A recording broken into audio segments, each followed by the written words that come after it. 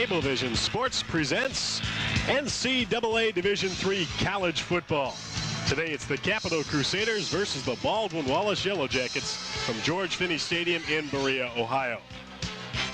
Today's cablecast between Baldwin-Wallace and Capital is made possible in part by the Bill Doherty Auto Stores, Chevrolet, Toyota, and Volkswagen.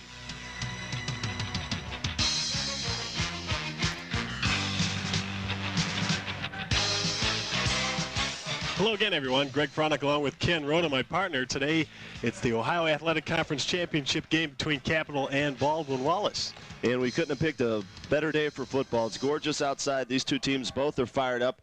And the winner of today's ball game will be crowned the 1987 OAC champion. Let's look at the conference standings if we can.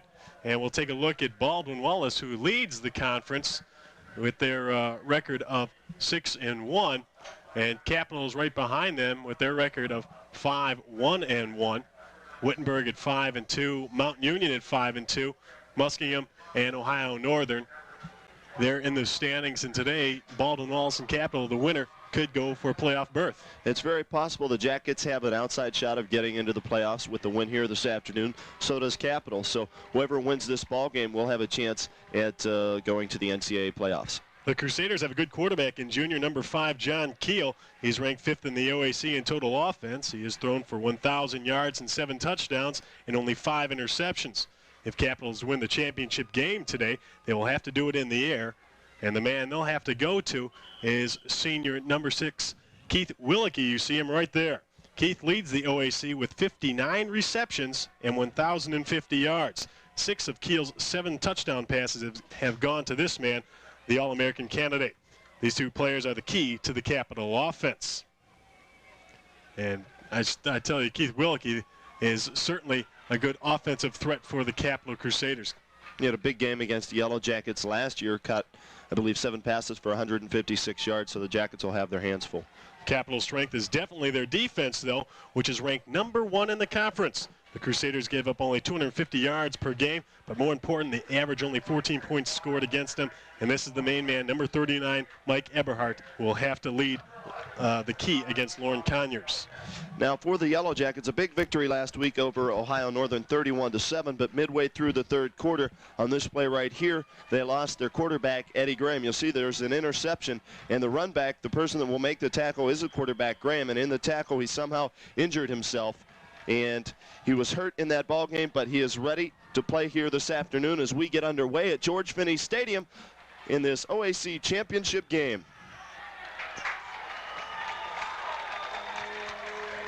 And Capital returning that kickoff back to about the 17-yard line.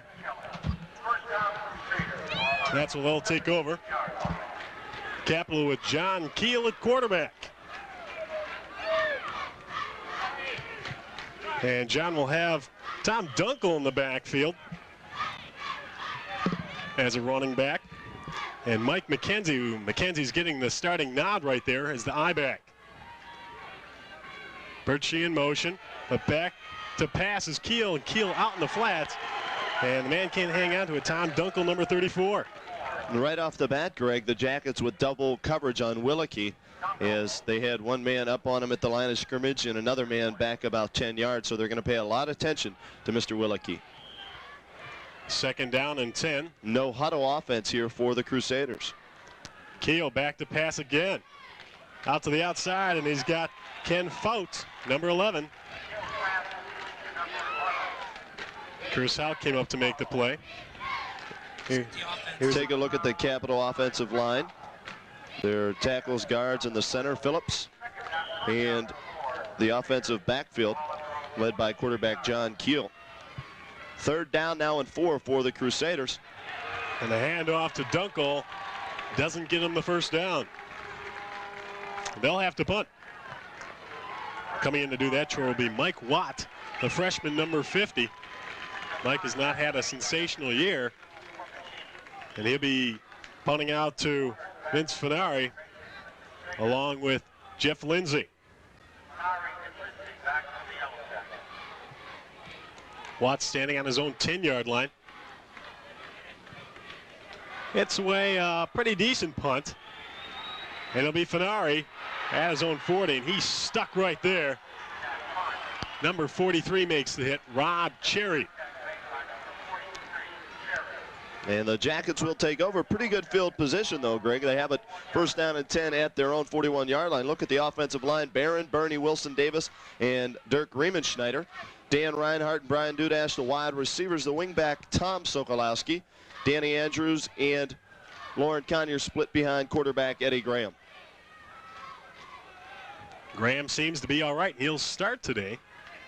Andrews in motion, but they hand off to Conyer. Spins for about 2, maybe 3. And coming into the ballgame, Lauren Conyers needs 76 yards to set a new single-season rushing record for the Yellow Jackets. He already holds numerous records, and we'll enlighten you on those records a little bit later on in this ballgame. Sokolowski along with Hummel at the bottom of your picture. Second down and 7 from their own 44. Andrews goes in motion. And Graham looks out in the flats. Gets away from the defender and right through the hand of Hummel, and it's intercepted by Sean Kelly. And that's Kelly's 5th this year. Take a look at this.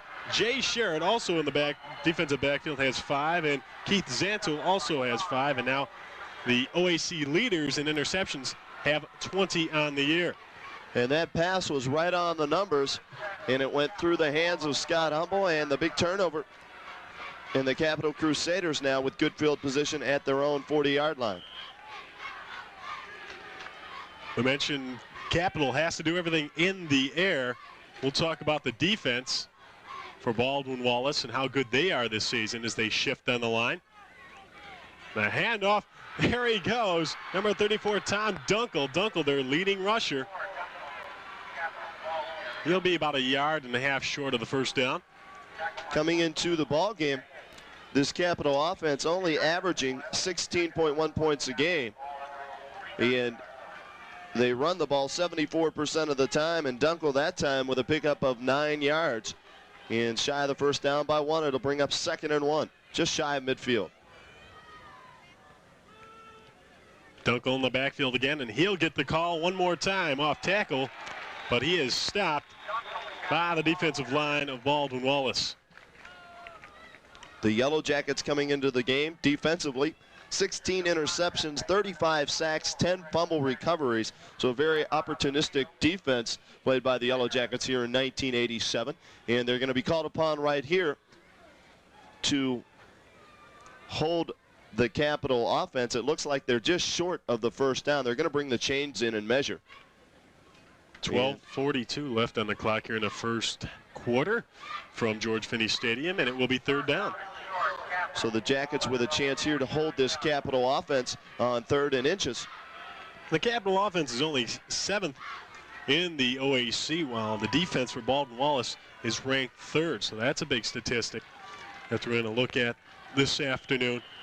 Capital's not been able to do a lot on the running game, even though you'll tell us a little bit later that's mostly what happens with the Capital Crusader offense is what they do. They like to run.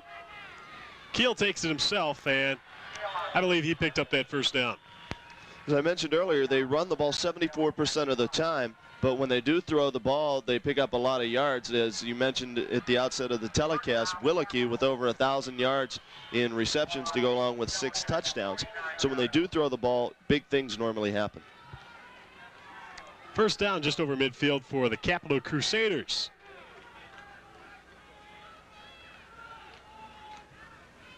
We'll see what John Keel has in store for the Yellow Jacket defense.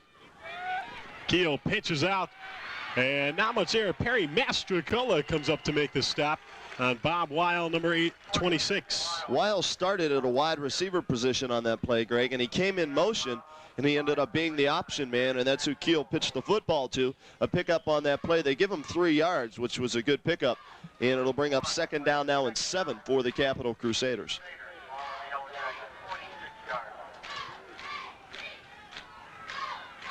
This is the first time this year Capital has played on artificial turf. We'll see how that affects them as the day progresses. Got one-on-one coverage with Willicke on the side, and that's who they go to, and he's wide open at the 35-yard line. You could see that play develop right as they came up to the line of scrimmage, Greg. He was one-on-one with the man over there. I think Keel saw that and right away rolled to that side and found his man wide open. Keel's going to see him all day long. Willikee's the best in the conference and by a far margin, and he's going to try and pick him apart today. He averages 17.5 yards per catch. Hand off to Dunkel. Dunkel between the guard and the tackle picks up maybe 3. Getting back to Willeke, he is now tied for 5th in OAC history in career receptions, 5th by himself in career receiving yards, and 5th in receiving yards in a single season. So he's set a number of records in the pass receiving category. 2nd down and 7 from the 32-yard line of Baldwin-Wallace. The Crusaders on the move. Wild comes in the backfield. Dunkel moves out to a wingback position. And Keel will hand off to another running back. This time it's number 28, Sean Kelly. And then on the tackle for the Yellow Jackets, number 44, Greg Profancic, who led the Yellow Jackets last week with 17 tackles. Profancic coming into today's ball game, the leading tackler on the Jacket squad with 115 tackles, 5 sacks, 3 interceptions, 2 caused fumbles, and a partridge in a pear tree. He's just having a banner year at the Jackets inside linebacker spot. 3rd down and 4.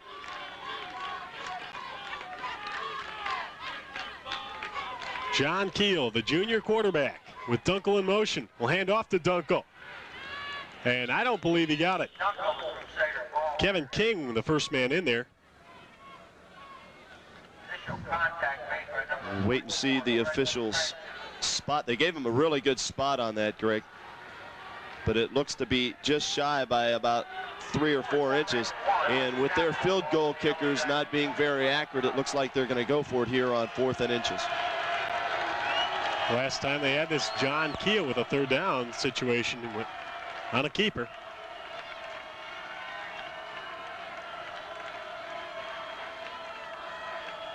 Keel looks at the defense and will pass out in the flat, and he's got Kelly, and Kelly comes across the 20-yard line, and he's down to about the 17 for a 1st down. Pretty good crowd on hand here this afternoon for this big OAC championship game between these two teams. We'll take a look at that last play that picked up the 1st down. Keel rolling, and then just a little quick pass and enough yardage for the 1st down. Keeps the drive alive. 1st down at 10 at the BW 17-yard line. Whoever wins today has a good shot at going to the playoffs, but they need some help from other teams. We'll keep that on hand to you later on as Keel will keep it. Goes to the end zone. Willeke had 1 foot in, and it's a touchdown. There's a flag on the play, and it could be holding. It's going to be, I believe, a motion penalty of some sort against Capital. Either that or an illegal man downfield. We'll wait to see the official signal, and that's what it is. Illegal man downfield against the Capital Crusaders, and that nullifies that touchdown. And a big break for the Yellow Jackets there as Willeke was wide open in the corner of the end zone. All you need is 1 foot down in college, and he had that. But it will go for naught. They'll bring it back and mark the penalty off against the Capital Crusaders. It'll be 1st down and 15 now from the 22-yard line. And Baldwin-Wallace has dodged a bullet early. 8:56 to go in the 1st quarter, but Capital is still rolling. Willeke, the lone wideout.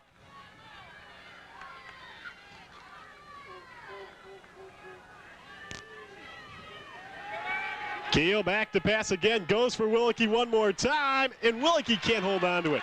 Good defensive play by Scaife, and Jerry Sponseller coming over for some help. And when that play was developing at the line of scrimmage, you could see Sponseller taking a few steps to his right where Willeke was going to be out in that area, and that's Sponseller's job as the free safety back there, the center fielder. Wherever the quarterback rolls to or wherever the pass is going to go to, you'll see it right here as Keel rolls that way and then throws to the corner of the end zone. Sponseller coming over, just enough contact and to break up that pass play. Good job that time by the preseason All-American pick, Jerry Sponseller. 2nd down and 15 from the 22 and up the middle for maybe 3 or 4. Doug Jones gets his first call. They have a lot of different running backs in this offense. Dunkel, Birchie didn't get a call yet. He's number 27. McKenzie, number 42. Jones, number 40. And Weil, number 26. And you look at their numbers, and they all don't have big numbers, but you mentioned they use so many running backs. If you total up the numbers, they have pretty good statistics. It's Jones and Dunkel in there right now. Once again, we've got man-for-man coverage on Willicke here on the left side. And over the middle, and they've got Jones, and Jones down to the 5-yard line, and another flag is thrown back around the 15-yard line. And that's in the area where you normally have a holding call, and we'll wait for the official signal. He comes up, same thing. I believe it's another illegal man downfield. And what's happening here with the rollout patterns or pass plays, you'll take a look at it here. Keel dropping back to throw. Will roll and then wait and then dump it off in the middle of the field for that screen. Some of the linemen are releasing too soon, Greg, and getting downfield before the pass is thrown, and therefore we have the illegal man downfield penalty twice that has cost them big yardage. I think Lombardi was the guilty party that time. Joe Lombardi, number 63, just releasing the line. You have to wait till that pass is caught. Ken Fotes back in the game. It's 3rd and 18, the ball at the BW 25-yard line. 3 wide receivers in the ball game now for Capital. Dunkel goes in motion. Keel over the middle. Willicke's got it, and Perry Mastrocola brings him down about the 11-yard line. Still shy of that first down by about 3, maybe 4 yards. It looks like they're going to go for the field goal here and try and put some points on the board in this first quarter. As we'll take a look at that last play. See the motion man going to the right, and then Keel with time to throw the football. And the pass complete over the middle to Willicke, but it'll be shy of the first down. Here comes Roger Riley. It'll be a 26-yard attempt. The southpaw kicker puts it through. And it's an early 3-0 lead for Capital. The Crusaders turn that turnover into 3 points, and that's a sign of a good football team when you do get a turnover and you're able to put that into some points, and they did that here with that field goal. The only thing that you'd have to say good about Baldwin-Wallace was not giving up 7 so early. They'll get their chance here. 7 minutes and 10 seconds left in the first quarter. Baldwin-Wallace go back on offense. Going back deep to return will be Mike Warner, number 32, and Vince Finari, number 2. Doing the kickoffs for the Crusaders will be Roger Ripley, number 1 in the center of your picture. Ripley, the left foot kicker, and they also have a right footed kicker, Jeff Fields, number 99. Ripley's a freshman and Fields is a sophomore. They've been battling it out all year long, and it depends where they mark it on the field as to where you're going to see a field goal kicker today. If you'll see Ripley or Fields. That could be a factor later on today. Kicking game is definitely an advantage for Baldwin-Wallace. Ripley on the ground, and that'll be picked up by Yeoman. And Yeoman to about the 37-yard line. As a helmet comes flying up there on the sideline, Yeoman holding on to that football. The Jackets start pretty good field position once again. Ed Graham, in certainly his finest football season as a senior this year. Could be his last game, hoping that it won't be, though. Dudash along with Reinhardt, the wideouts. Hand off to Andrews. Andrews with a big hole, but is brought down by Sean Kelly, number 28, coming up from his safety position. Last year when these two teams met, Greg, they played at Capital, and Capital came away with a 14-10 victory as they scored 2 second-half touchdowns for that win down in Capital. And so they have the feeling that, hey, we can beat BW. We did it last year, you know, and this is a bigger game, so why can't we do it this year? So that sets up a really good football game here this afternoon. 2nd down and 4 for the Yellow Jackets. Graham back to pass. And pass interference against Jay Sherritt as they try to go to Sean Duffner. a full second before the ball got to Duffner. Sure, was all over. Duffner ran a great pattern, Greg. Cut it right over the middle. You could see Graham looking to him the whole way. And the ball was right on the money. If it might have been a good play, though, to take that pass interference. You'll see it right here. Graham dropping back. There's Duffner coming in. It's wide open. And if that man does not interfere with him, Duffner might be gone for the touchdown. So in a way, that was a smart penalty to take by the defensive back from Capital. First down and 10 in Crusader territory at the 42-yard line. And you mentioned BW lost last year, but they've won 15 of the 18 games played between these two teams. And Capital is one of only 3 teams in the OAC conference that has beaten BW in the 1980s. To show you how good of a record Baldwin-Wallace has. Lauren Conyers with his first call leaps over everybody for about 4. Capital has yet to win here at George Finney Stadium. They are 0-5 in games played here in Berea at Finney Stadium, so they're looking for their first victory, as are many teams when they come to George Finney Stadium. Second down and 6 from the 37. Duffner and Reinhardt the wide receivers. Sokolowski the wingback. Graham fumbles but comes down on top of it. Fumble on the play, covered by number 16, Graham. A fumble from snap, and Lee said Graham had the knowledge to go back down on top of it. It'll bring up 3rd down and 9 for the Yellow Jackets. You take a look at that last play right here, Graham. Well, we won't get a look at it as Graham came away from center. 3rd and 8 from the 40. Back to live action, and Graham fakes it up the middle. And that one is blocked down. Number 75, Bob Toy. Gets his big hands in the air. I think Graham was looking for Reinhardt coming across the middle. And defensive linemen are taught when they see the arm coming forward to get those hands up and try and get a hand on the football. And they did that, and it'll force Sean Gorman, the nation's 2nd leading punter, to stand at about his own 45-yard line to get this one away. Charles Gibson, number 49, and Mike Lohr, number 19, are the men deep. And Gorman gets up a good kick.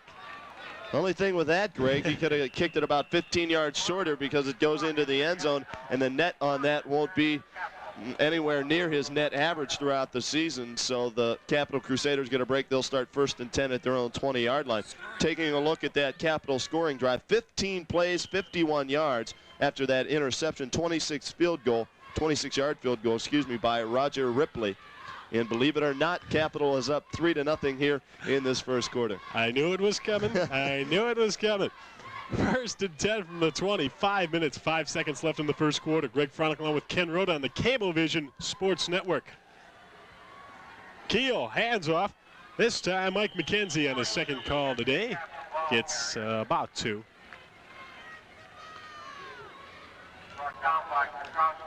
Dennis Petrowski, number 24, in on the tackle. Getting back to Sean Gorman. Gorman needs 211 yards punting to set a new single-season record for punting yards. And he is probably going to be an All-American for the 2nd year in a row. As I mentioned, he's the 2nd leading punter in the nation. 2nd and 8 from the 22. John Keel to Dunkel. Tom Dunkel gets wrapped up. Chris Houck was the first man there, and then coming up Jeff Saplak and Mike Trosha to jump on him.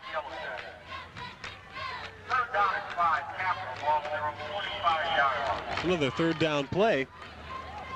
Baldwin-Wallace defense is starting to come together here on a good set of downs.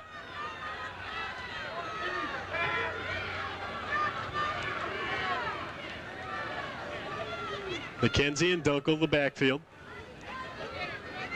Fake to Dunkel. Keel has to run with it, and he dives for a 1st down. Great job that time by Keel, the quarterback. He felt the pressure as he was rolling out to his right, looked upfield, dodged a few tacklers, and dove forward for the 1st down, and Capital keeps their drive alive. You'll see it right here. He'll fake the handoff, and then roll out to his right looking, finds nobody open, decides to run with the football, spins, twists, and turns, and dives for the first down. Trosha and King on the tackle, on 1st down and 10. The Crusaders on the march.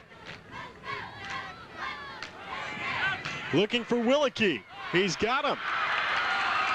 Willicke for a 1st down. So we mentioned the Crusaders come into the ball game 6-1-2, 5-1-1 in the Ohio Athletic Conference.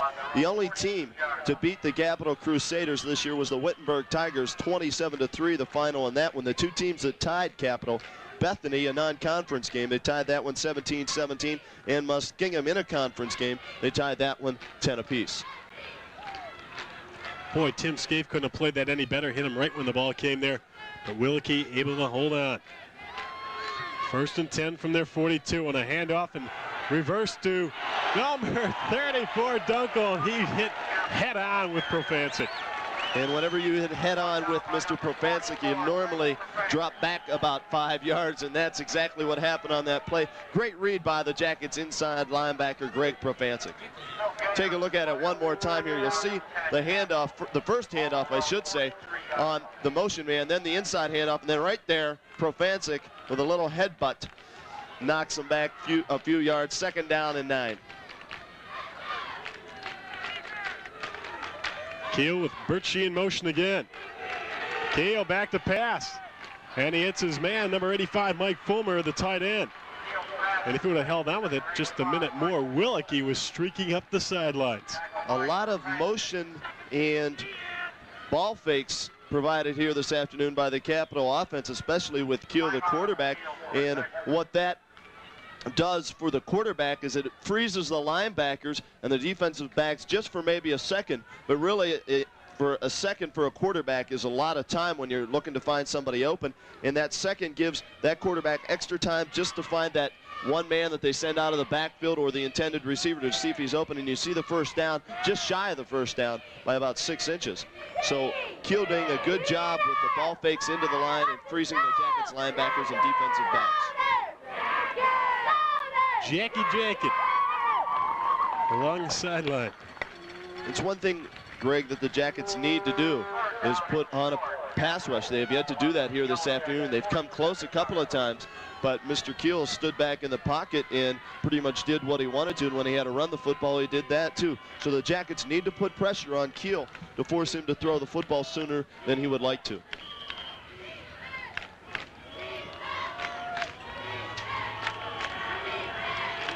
Third and 1 from the 47. Keel has McKenzie in the backfield along with Dunkel. Give to Dunkel. Dunkel spins for a 1st down. He didn't get much, but he didn't need much either, Greg, as he picks up the 1st down there. Capital by far was probably the most improved team in the Ohio Athletic Conference, along with Ohio Northern. We have to give Ohio Northern credit because they've really had a good season. But Capital, at the outset of the season, was picked to finish 6th in the Ohio Athletic Conference by both the media and the coaches poll, and here they are this afternoon playing for the OAC Championship. So a lot of credit to head coach Roger Welch and his Capital Crusaders.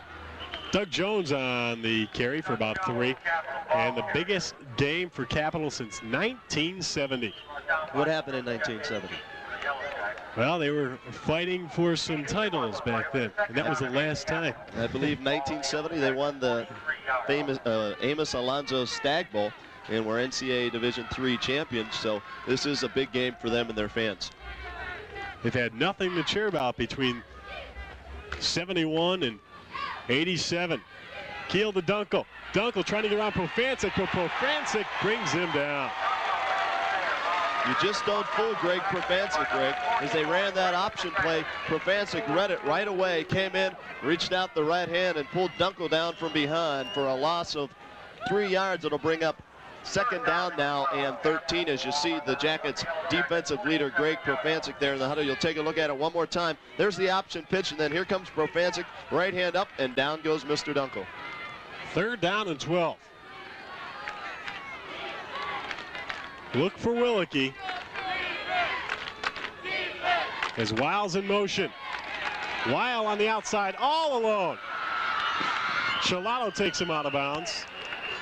And that time, Shalato, the linebacker, had coverage on Willicke, the wide receiver. And Willicke that time was used as a decoy to draw the linebacker deep in the secondary. And then they threw the ball underneath to the running back coming out of the backfield, and they're close to another first down. About a yard short, fourth down. And you know by now that they go for it. Jones comes in the ball game. One of the reasons they are going for it, we mentioned their field goal kickers, although they made their first one, really don't have that much accuracy, and a punt here would really not do them that much good, so they go for it here on 4th and 1. Dunkel gets the call, and he gets a first down. Well, BW is going to start to read that. He comes out of a wingback position as the two running backs in the backfield blow into the line and create a little gap for him. And that's all he needs. They'll move the chains. I'm not sure if we'll get a playoff before this quarter comes to an end as it winds down now. 5 seconds left, and Kiel heading to the sideline, so that will be the last play of the first quarter. The score from Finney Stadium, it's Capital 3, Baldwin-Wallace nothing. We'll come back with the second stanza right after this timeout.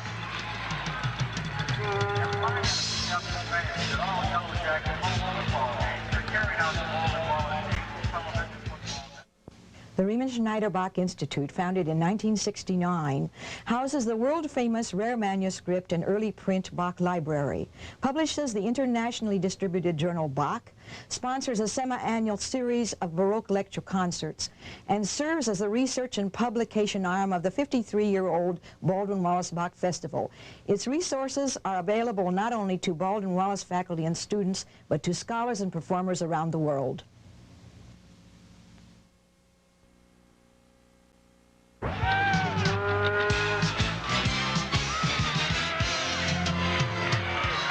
Welcome back to Finney Stadium. Greg Fronek along with Ken Roda. Capital moving the ball once again. They have the lead 3-0. Kiel fakes it to Dunkel. Looking for some running room. Blum from behind to take the man. And Kiel goes down about the 26-yard line. As the Jackets defense there finally getting some pressures. We see one of the banners up on the sideline with the fans here, helping the fans cheer on the Jackets in this OAC Championship game. Some more banners up along the sidelines. That one, of course, from the Crusader crowd across the way. 2nd down and 3. Jones and Wild, the backfield mates. John Kiel, a junior, looking for someone on the outside. Looks for Dunkel. That was a hard pass for Dunkel to come up with. It was. And that was the 27th play offensively that the Capital Crusaders have run thus far, Greg, in the ballgame. The Jackets have run 6 plays thus far on offense. So Capital's been controlling the football as their first scoring drive, 15 plays, and they've got a number of plays going here in this drive also, as they have a 3rd down now and 3 at the BW 27-yard line. Probably 2-down territory here for the Crusaders. McKenzie and Dunkel. Wiles the wingback. He comes in motion. And Kiel didn't fool anybody. Rick Blum, the first man in there, number 93. And Blum with a good job, beat his man at the line of scrimmage, came through and made sure Kiel did not pick up the first down that time. It'll bring up 4th down now and 4. And Roger Welsh, the second-year coach for the Capital Crusaders, will send on his special team unit right now. I'm not sure exactly which, there it is. The place kicker comes out. It's going to be number 99, Jeff Fields, to attempt a field goal of 45 yards. We'll see what Jeff can do. He's the right foot kicker. It's long enough, and it's good. So each kicker for Capital able to come up with 3 points, and it's a 6-0 Capital lead here early in the second quarter. Coming into this ball game, Fields was only 4 of 12 on the season in field goal attempts, but he is their long field goal kicker.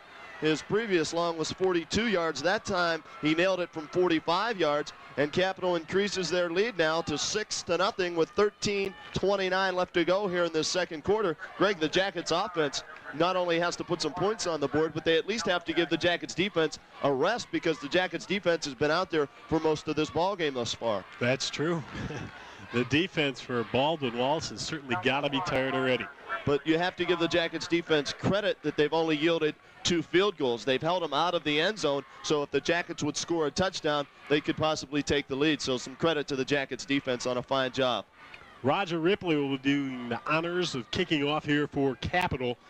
Vince Finari and Mike Warner, number 2 and 32 respectively, the deep men, but I don't know if Roger will get it down that far. Kevin Yeoman thought he was going to get it, and a pitch back. No. Taking it by himself was Doug Schreck. And you could hear the coaches next door screaming, tuck it, tuck it, tuck it, meaning hold on to the football. You don't want to fumble in this situation and really give Capital a golden opportunity. So the Jackets now starting in their worst field position thus far in the ballgame. They have it 1st down and 10 at their own 32-yard line as quarterback Eddie Graham and company take the field here for the 3rd time on offense. Hummel, Sokolowski, Duffner, wideouts. Conyers the only man in the backfield. Andrews now is a wideout. And they go to Hummel. Hummel with a good block. Comes across the 35-yard line up to about the 37, maybe the 38. Simple wide receiver screen, pick up a few yards and give you a nice situation on 2nd down. It's 2nd down and 5. Now last week, Lauren Conyers, you'll take a look at the wide receiver screen one more time. There's Graham, the pass out to Hummel. Good block by the wide receiver. And then Hummel takes it forward for 5 yards. As I mentioned, Conyers carried the ball 28 times last week, Greg. That was a school record. And he's only carried it twice here thus far in this ball game. Graham might be calling an audible line. Hands off, and nothing was there for Andrews. He's brought down by Mike Eberhardt, number 39. This Capital defense only yielding 126 yards rushing a game, 124 yards passing.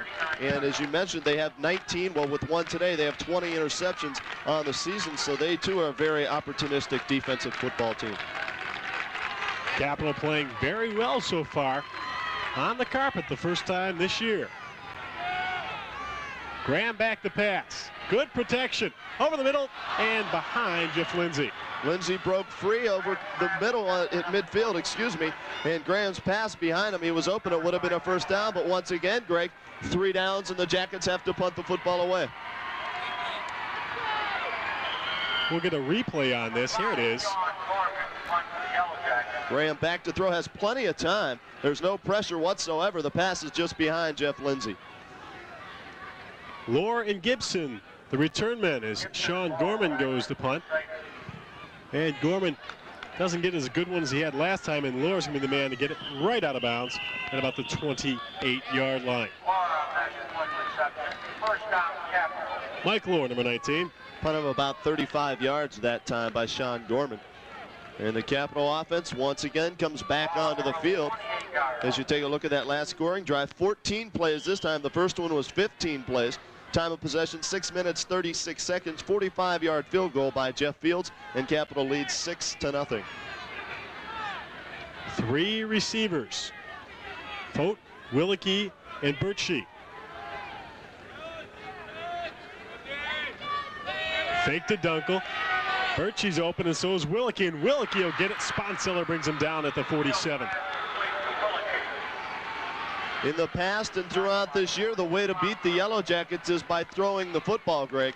And Keel and Willicke teaming up here this afternoon pick up another 1st down as Willicke just broke free over in the middle of that zone. And Keel found him wide open, 1st down and 10 as they move the ball once again.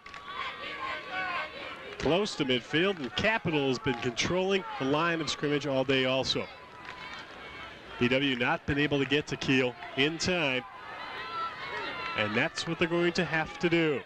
Keel, pitch out to Hunkel, Tom Hunkel. Excuse me, Dunkel. Couple of yards on that option play. And really what they're doing with their running game right now, Greg, is just using that to set up the passing play, just keeping the Jackets a little weary of what they're going to do. You'll see the pitch only a couple of yards, but what that does is every time Keel drops back, you might think he's going to run the option, then again he might pass. So it just freezes those linebackers once again for a second or a second and a half, and that's all he needs. Bucci gets the call. And he picks up a first down all the way down to the BW 42-yard line. And right now, the Capital offensive line is just blowing the Jackets defensive line off the ball and moving forward. And a big first down on the ground. That time, Capital mixing it up very well here this afternoon. Baldwin-Wallace comes into the game as one of the higher-rated defenses. You see Birchie one more time on the replay.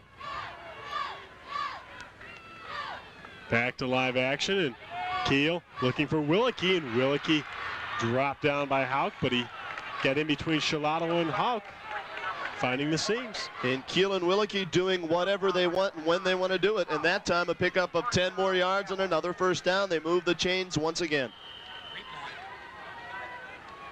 You see Willicke make the catch right here, takes a good hit, but not before he picks up 10 more yards. And once again, Greg, Keel having all the time to throw the football. He certainly is, Ken.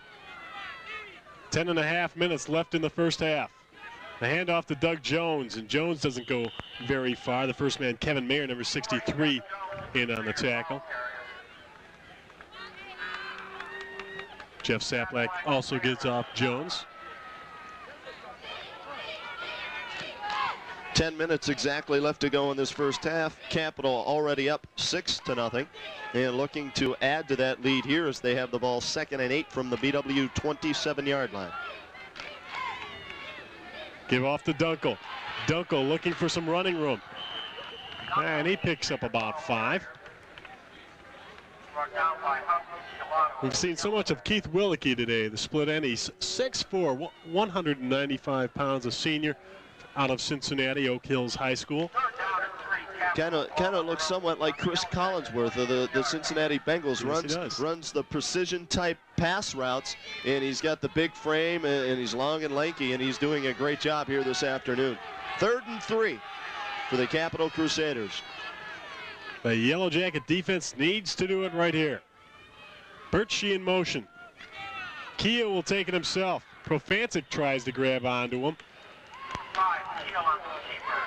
but he is able to pick up the first down, I do believe. And move the chains one more time. And Capital not only getting points on the board, Greg, they're also chewing up a lot of time. As we mentioned, there are 2 drives thus far. As you'll see Keel pick up the first down here on this option. He elected to keep the football as he saw a hole and picked up the first down. They're also chewing up a lot of time, and their 2 drives both over 6 minutes. So the Capital offense in high gear here this afternoon. 9 plays in all by Baldwin-Wallace on offense today so far. That tells the story. Keel looking for Willicke one more time, and he's got him. You know, Scaife and Hauk are doing a pretty good job on him, but it's just that the continuity between Keel and Willicke is so good. They know exactly what they're going to do and where Keel has to throw the football and where Willicke will be. You'll see it right here. Keel is looking all the way to Willicke. There's nobody, he doesn't even care about anybody else. He's looking to his man Willicke as he'll drop back, and he's looking that way the whole way, and then Willicke makes his break, and the ball's right there as Willicke made the break. Keel on his game today. First down and 8 at the 8-yard line. Dunkel down to about the 5. It'll be 2nd and goal from there. The Yellow Jackets need a goal line stand right here. Jackets offense has to be wondering what's going on here this afternoon. Last week they piled up some big numbers as Conyers rushed for over 240 yards. And as you mentioned here this afternoon, they've had 9 plays and 1 turnover in Capital, taking advantage of that lack of offense by the Jackets this afternoon. Keel gives it off to Dunkel. Dunkel doesn't go very far. Shalato comes in for the tackle, along with Greg Profancic, the 2 leading tacklers on this Yellow Jackets defensive squad. Jackets linebackers, very active on this defense that BW plays, and that's why you hear the numbers that Greg Profancic has and Tom Shalato, because those guys are the ones that are usually reading the offense and making all the big plays. Jones, the lone man in the backfield. Watch for the alley-oop to Willicke. And did Baldwin-Wallace call timeout in time? They did. Timeout on the field. And I don't believe Capital's very happy with that. 14, Marietta 3. The Jackets seeing something that they weren't ready for or did not like in that offensive setup by Capital.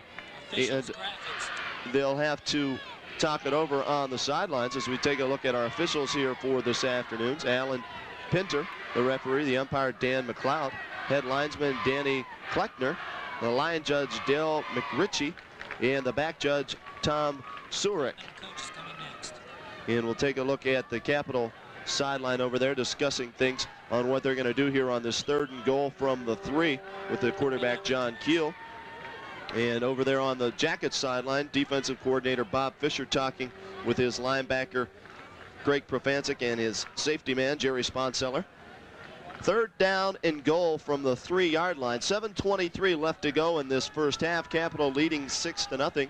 Ken Roda along with Greg Fronek on the Cablevision Sports Network, bringing you the Ohio Athletic Conference Championship football game between the Capital Crusaders and the Baldwin-Wallace Yellow Jackets.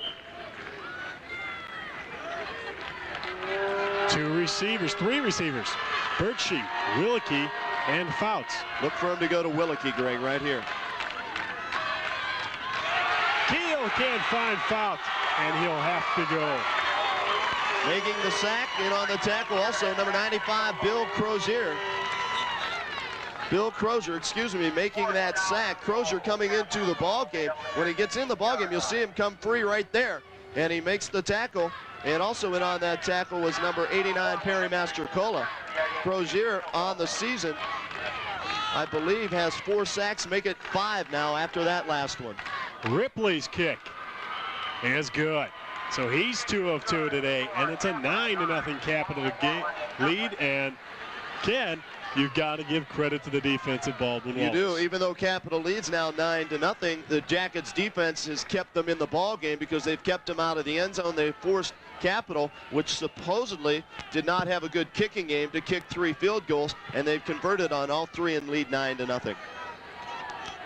The last time Capital beat BW at home in Berea here was 1970, 28-7. Of course, that did not happen at this stadium. They've never won here. As George Finney Stadium was built in 1971, a year after Capital won their first and only Division III NCAA championship. Roger Ripley will do the honors, kicking off one more time.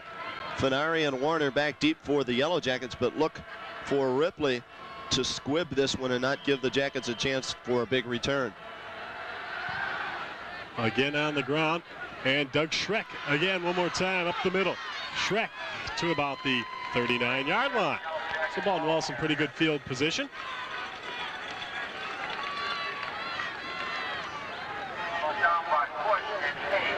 Take a look at the stands there. Pretty good crowd, as we mentioned, on hand for this big game between these 2 OAC schools.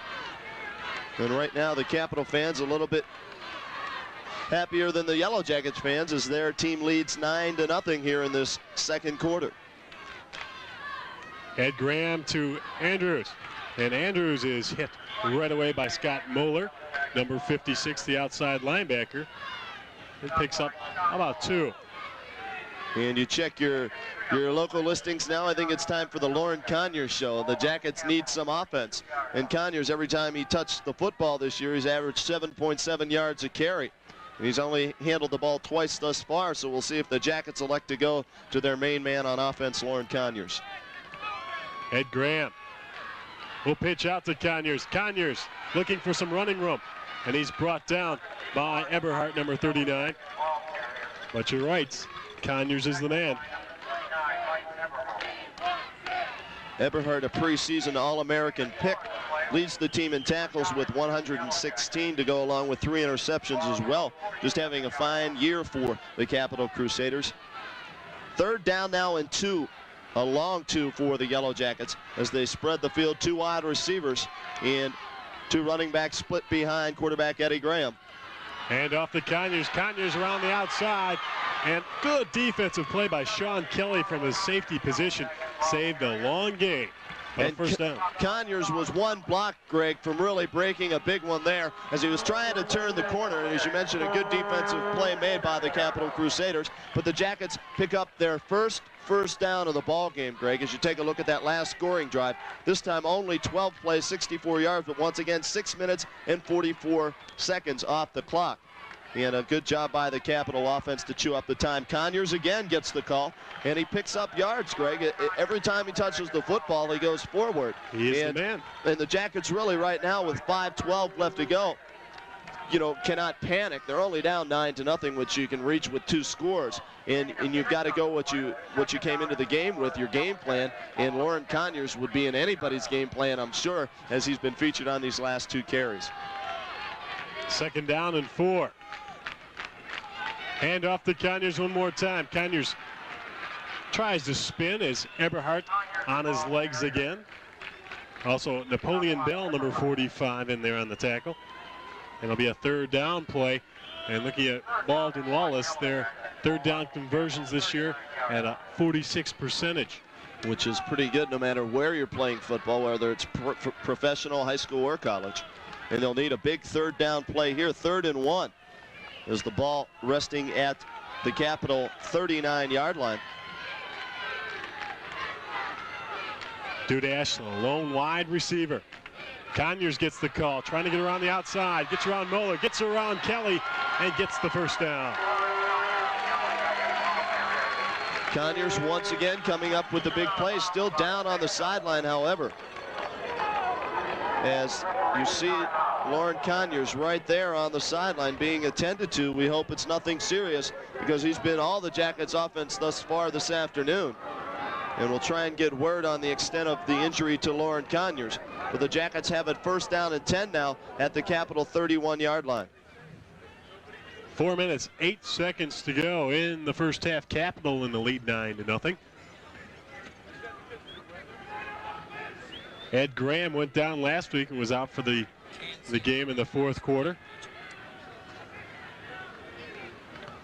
Graham questionable whether or not he would start here this afternoon. I talked to him before the ball game, and all that we saw last week with the stretcher and the neck brace and everything, just for precautionary measures in case, you know, there was a bigger injury than what was, you know, expected. And I talked with Graham. It was just a big hit, almost, I mentioned it like a whiplash, he said, and he had a headache and a sore neck and a sore back, but he's fine and he's playing here this afternoon. It looks like Lauren Conyers is all right. He'll be in the next play. Korak comes in for him, and Andrews gets the call. You're not going to keep a Lauren Conyers out of this ball game, Greg. It means too much to not only him but his teammates as well. The OAC Championship game, your senior year, and you see him back into the ball game right there. So it'll bring up a 2nd down and 7 now for the Yellow Jackets as they break to the line of scrimmage. There is the play to Andrews. Graham motions Andrews out of the backfield. He pitches out to Conyers. Conyers, good defensive play by Mark Welsh, the outside linebacker.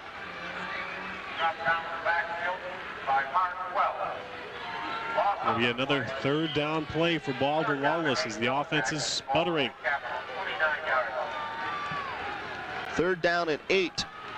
Somewhat of a passing situation here for Eddie Graham. He has had time to throw the football this afternoon. And hopefully the line will give him that time here on 3rd down and 8, ball at the Capital 29-yard line.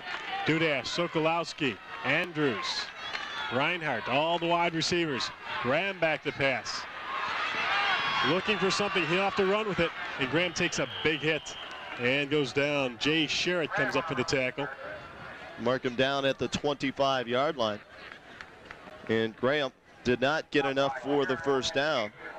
And we'll see what head coach Bob Packard elects to do, whether he will go for it or kick the field goal. They're going to go for it here on 4th down and 4. Somewhat of a surprise right here, Greg. You're only down 9 points. A field goal would help you out. It would draw you to within a touchdown of the lead, but head coach Bob Packard taking a gamble here. 4th down and 4. Biggest play of the ball game thus far for the Yellow Jackets. Ed Graham with Conyers in the backfield. Pitches out to Conyers. Looking for some running room. I do not believe he got it, Greg. I really don't. No, they're marking it a yard short. And the gamble does not pay off for the Yellow Jackets. As Conyers did not pick up the first down, they elected to run the football. And Conyers stopped short of the first down by about a yard. A Baldwin-Wallace player down. I'm not sure if that's correct or if that's Andrews. I believe it's Andrews. Danny Andrews out of St. Edward High School. Somewhat of a gamble there for the Yellow Jackets. You're down 9-0, Greg. Your offense really hasn't done much. You want at least to try and get some points on the board, but you like to go for it, and now you come away empty, and you're going to go into the locker room trailing 9-0. And Masad, one of the better kickers in the Ohio Athletic Conference, and Bob Packard elected not to use his offensive weapon, as you see Conyers coming up short of the first down on that last carry. That was Ron Kurak, the senior. He's the man who's down. And Baldwin-Wallace was at the 25-yard line. And if Wade Masad would have came in, it would have been a 37-yard attempt. Well, it would have been 42 yards, excuse me, Greg. The ball's at the 25, so they move it back 7 yards, which would put it at the 32. And then with the 10 yards in the end zone, it would have been a 42-yarder. And Masad's career best is 47 yards. So conceivably, you know, he could have made that one, but the Jackets' gamble does not pay off, and the Capital defense rises to the occasion once again. And they have the football now on offense with 1 minute and 52 seconds left to go, as you see Ron Kurak coming off the field under his own power. 1:52 to go in the first half. Keel hands off to Jones, and Jones up the middle for about 4. 40 Jones, Capital ball carrier. Capital will go without a huddle. They want to put more points on the scoreboard. They feel maybe they can get a long field goal attempt and try and increase their lead. Let's look for Willicke. There's Fout. Fout gets it and goes out of bounds. Clock is stopped with 1:29 to go. That's a first down. At the 32. Capital has owned the first half. They're looking for the OAC crown today and a possible playoff berth as well. Fake to Dunkel. Kelly's just going to run with it. Excuse me, Keel. John Keel, the quarterback. 1 minute and 15 seconds left. They'll have to hurry up and get this play off. And Keel shouting out the play at the line of scrimmage. Keel with Dunkel in motion.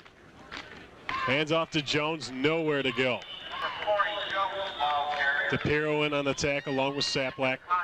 And Capital takes one of their timeouts. That'll stop the clock with exactly 1 minute left to play here in this first half. Timeout, Capital.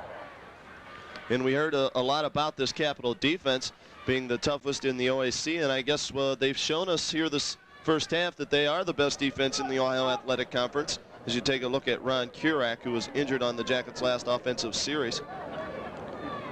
Seems to be okay, limping just a little bit. You see the Jackets' offensive line talking things over there with offensive line coach Dave Demerly.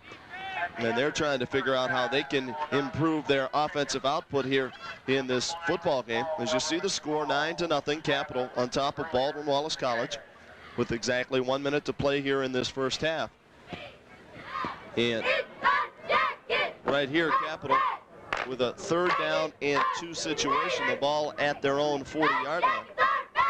Need to get to just over the 42-yard line to pick up the first down.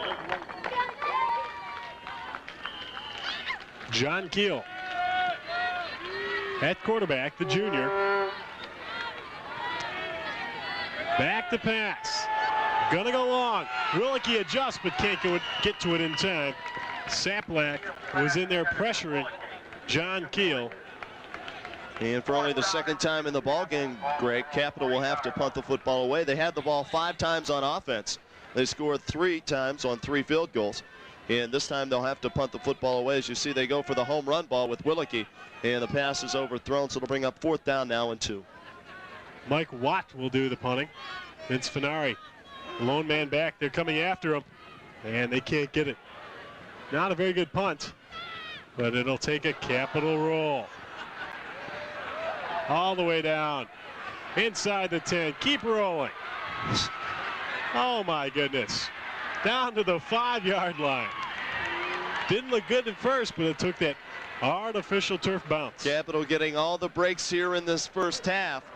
And the ball dies at the 5-yard line, and the Jackets offense will take over with their backs against the wall, trailing 9-0 with only 38 seconds left to go in this first half. The Jackets offense has to be careful here, Greg. They don't want to fumble the football and give Capital a big scoring opportunity. They have to be careful here, run the football, but hold on to the football as well.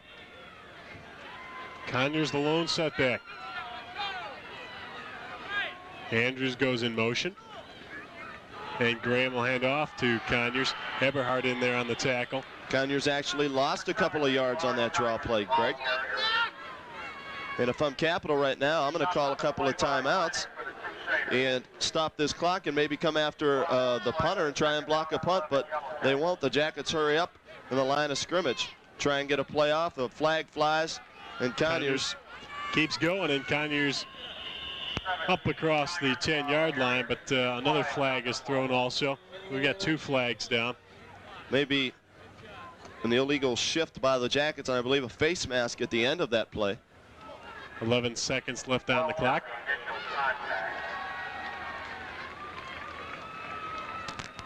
With the illegal shift against the Yellow Jackets, and also a clip against the Yellow Jackets. So there was no face mask, both penalties against BW.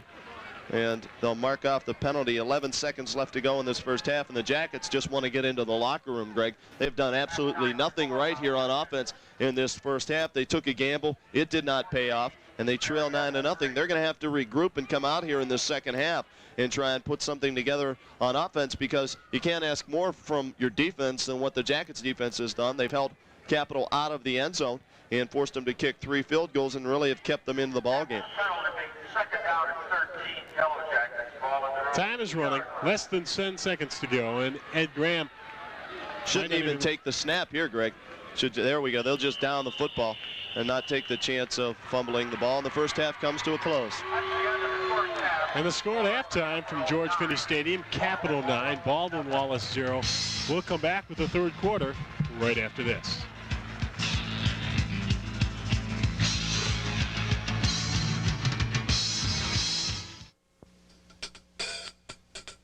If the key to winning football games is a thorough knowledge of the fundamentals, then nothing is so fundamental as quality leadership. The coaching staff for the Baldwin-Wallace Yellow Jackets combined to form a front office dedicated to the players as individuals. Football at Baldwin-Wallace, as taught by these men, is more than wins and losses and one of the top winning percentages in the country. It is coaches as teachers working together with students to mold winning football teams and successful graduates. It's part of a winning tradition at BW that includes such coaches as Ray Watts and Lee Trussell. Now Bob Packard, in his 7th year as head coach, talks about a staff that takes this tradition seriously, using it to play consistently good football. I inherited a very good situation here at BW. BW is very, very rich in tradition, which was started certainly by Coach Watts many, many years ago. He kind of got the program going. Coach Trussell took over and kind of built upon that and developed a very much a winning tradition. All I'm trying to do at this stage is to keep it going. And I think the advantage that we have right now is that we have great continuity in our coaching staff. Coach Demerly, our offensive line coach, has been here for 25 years. Bob Fisher's been here for, I think, 22 years. Larry Van Dusen is very experienced. He's been here at BW, I think, for 15 years total. So that has been a great help to us. We understand each other, we get along very well together, and I think we can transfer that to the players very, very easily. It's hard to separate academics and football at BW because the staff integrates football into the total college life experience of its players. It starts with recruiting good students who also happen to be athletes.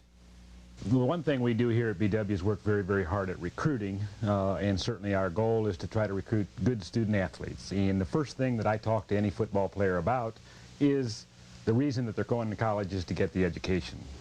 Our goal every year is to get as good a football players as we can, but the thing that we're going to stress with them is the academics. Academics will always be first. Football is somewhere below that. And I think our players understand that very quickly, and that's been a big help to us. 13-year veteran defensive line and special teams coach Larry Van Dusen uses the diversity of talent available at BW to give every player a chance to excel on the field as well as in the classroom. The type of football players that we deal with here at Baldwin-Wallace College, number one, come in all sizes, shapes, speeds, and abilities. That's one of the nice things about being in a Division III type of level. It's a place where a lot of people can play, even though they might be a little bit too short for big time, or a little slow, or a little this or a little that.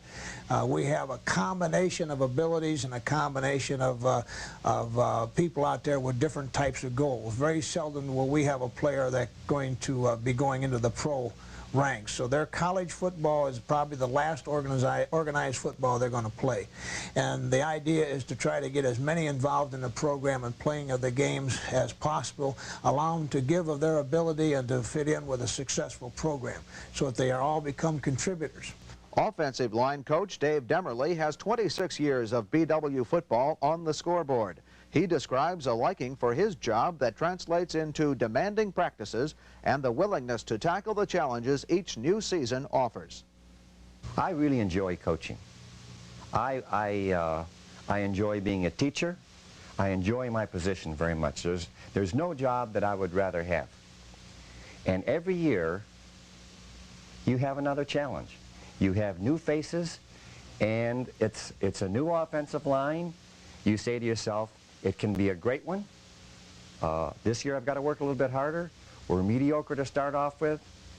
And you get that feeling. And that's the nice thing about being a coach, among nice things. The challenges, the changes.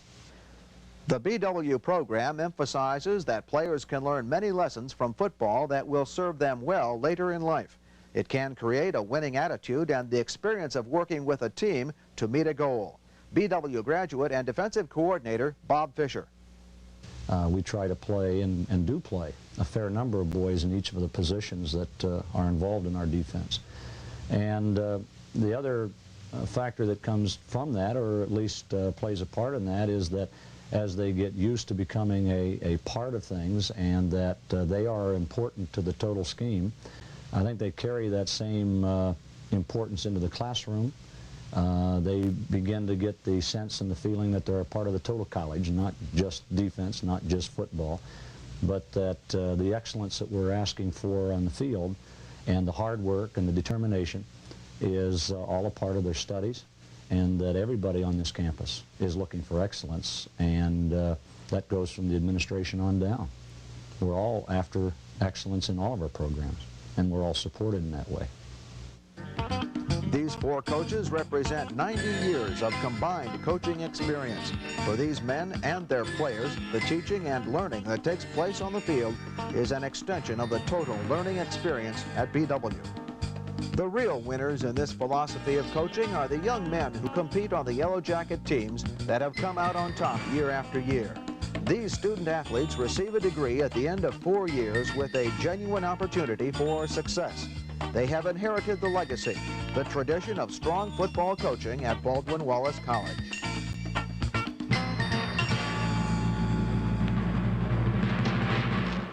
.143 left before the second half starts off here at George Finney Stadium. And Baldwin-Wallace needs to come up with a big second half. It's 9-0 Capital at this point, and for Baldwin-Wallace to rank 6th in the NCAA Division III coaches poll, only the top 4 teams from each region go. And Baldwin-Wallace needs to win today, and they need 2 other teams to lose. And the teams ahead of them, Wabash, Hiram, Dayton, and Monmouth.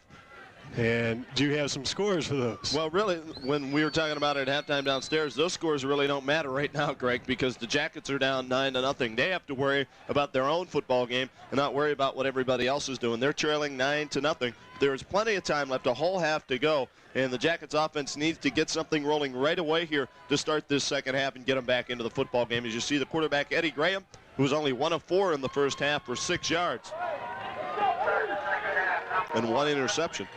And that interception right on the money went through the receiver's hand. So not a good first half for the Jackets offensively. They'll have to turn it on as Roger Ripley, the freshman left foot kicker, will do the honors. And Yeoman can't pick it up. Schreck will. Schreck at about his 26 across the middle and up to about the 42-yard line. And Schreck that time was brought down by his own man, number 88, Mike Wozniak. He could have picked up maybe 15 or 20 more yards if Wozniak would have gotten out of his way. But the Jackets start off first down and 10. It's not Wozniak. I'm not sure. We'll have to check on who that man he ran into. It was number 86. Jack Bohm. Jack Bohm was the man in Schreck's way, but the Jackets start first and 10 from their own 41. Ed Graham fumbles the snap, and we'll see if he came back on top of it. That's twice that's happened today. Jackets offense just out of sync here this afternoon. In that first half, they only picked up 3 first downs to Capital's 13. So the Jackets offense really playing like it was Friday the 13th here this afternoon because they haven't done anything right all afternoon long. Beautiful day for football. Game temperature in the 50s and blue skies above as Eddie Graham back to pass, looking for somebody. He's got a lot of time. Out to Danny Andrews, makes a cut around Eberhardt and picks up about 5 yards. When we look down here to the left sideline, Scotty Humble all by himself down the left sideline. Graham had plenty of time, just could not find an open receiver until Andrews came out of the backfield. And Humble shaking his head and waving his hands. He was wide open as he comes to the sideline. It's 3rd down and 2 at the 48.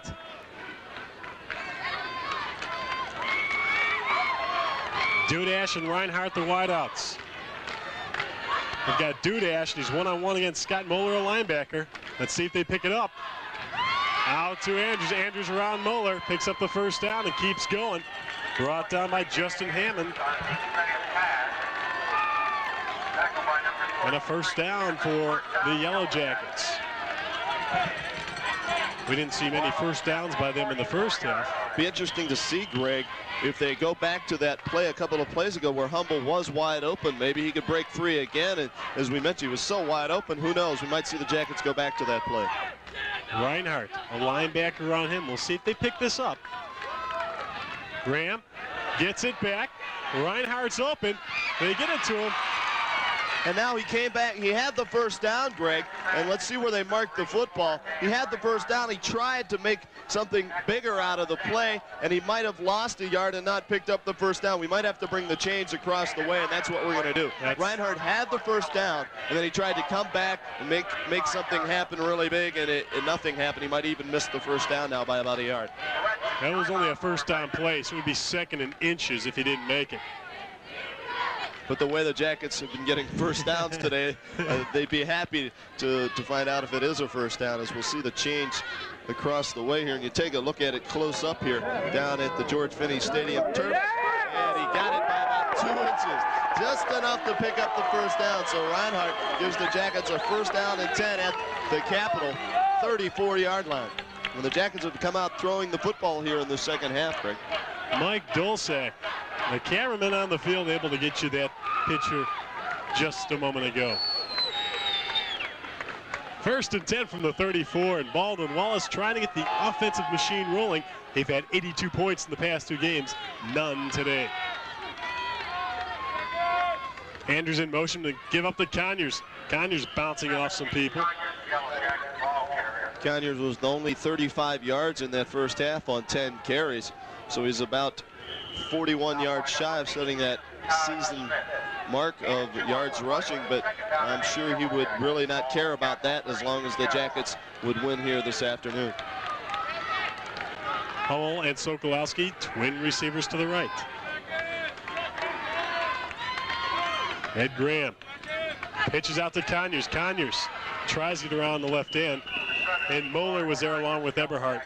And once again, every time I see that play, the light goes on in my head. I wonder why they run it. They run the option play to the short side of the field, and that really gives you an extra defensive player if you're the defense by using the sideline. And Conyers, being as creative as he is, really cannot do anything except run straight ahead, and he only picked up 2 yards on that last carry. So it's 3rd down now and 5. At the 29, 12:16 to go in the 3rd quarter. Graham He has Sokolowski wide open in the middle, and he's going to go down and eat the football. Sokolowski was wide open at the 23-yard line, waving his hands. You'll see Sokolowski coming off the field now with his hands on his hips. He was wide open, and Graham did not see him once again, and it'll bring up a 4th down and 9 situation for the Yellow Jackets. And they're going to go for it. Rod Lanning, the man coming in to get the sack. They need 9 yards. Hummel along with Reinhardt. The wideouts. Obvious passing situation here for the Yellow Jackets. Look for Hummel over the middle. He's got him. And a 1st down. A big hit by Sean Kelly. And Hummel holds on to it. That time, Graham with a bullet right between the 8 and 3s. You see Hummel trying to get the players and fans riled up in this football game. The Jackets finally moving forward on offense. 1st down and 10. The ball at the Capital 18-yard line. First threat of the day by the Yellow Jackets. We'll see if Eddie keeps it in the air. Back to the ground. Andrews looking for some running room. Jumps to the 10-yard line.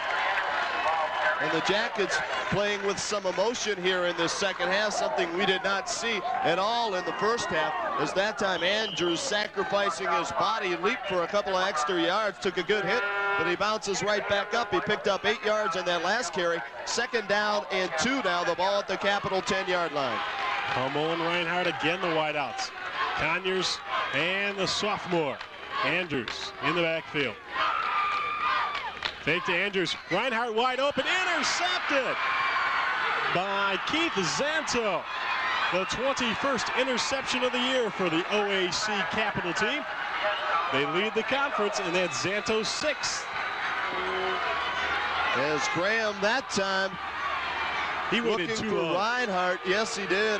He was staring at him the whole way. And that when you're that safety, you're told to read the eyes of the quarterback. And Graham was looking that way the whole time. You'll see him take the snap here on a replay.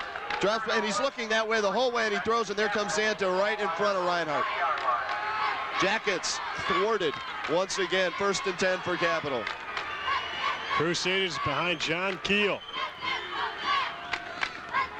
And they give up the middle to Birchie, and Birchie finally goes down. The defense is a little upset.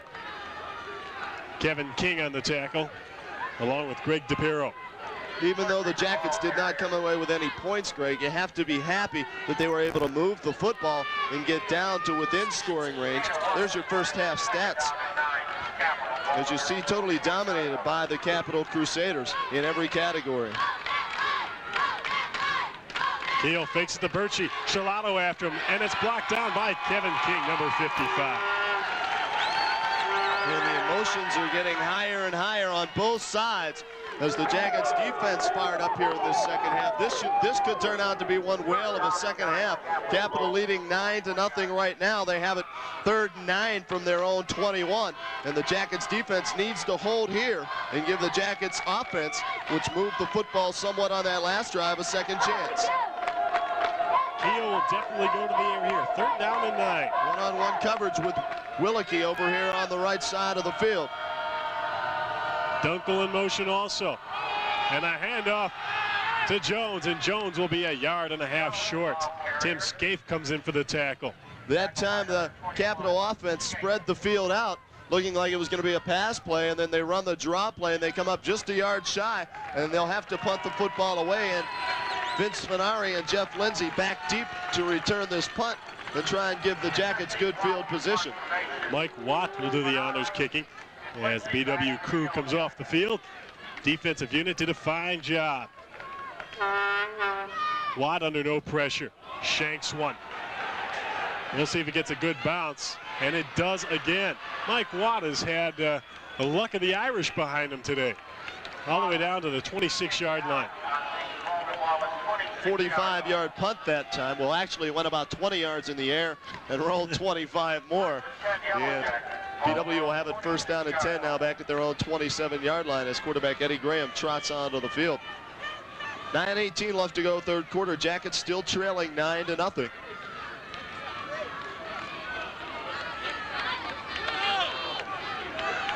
Dudash and Reinhardt, again, the wide receivers. Conyers, their lone tailback. Graham right out to Andrews, and Andrews will be pulled down by Eberhardt, and Eberhardt doing a fine job for the Crusaders today.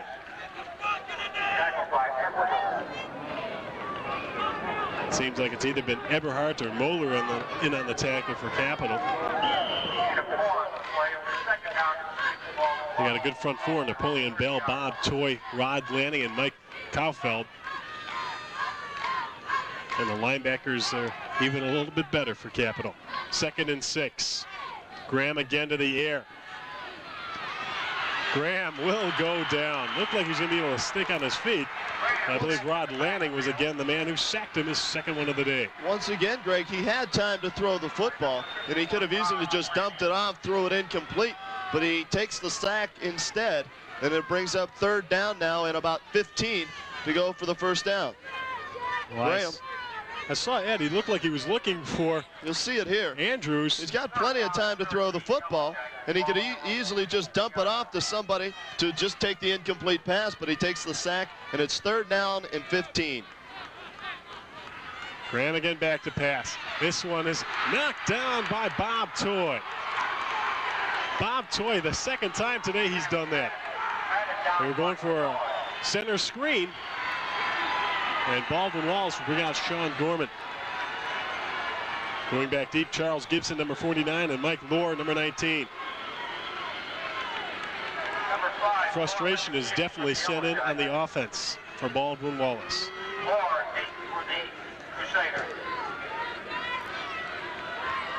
See Tom Pipoli warming up on the sidelines. We might see him in the defensive backfield. Gorman gets off a low kick. Lohr wants to take it, and he'll take a big hit.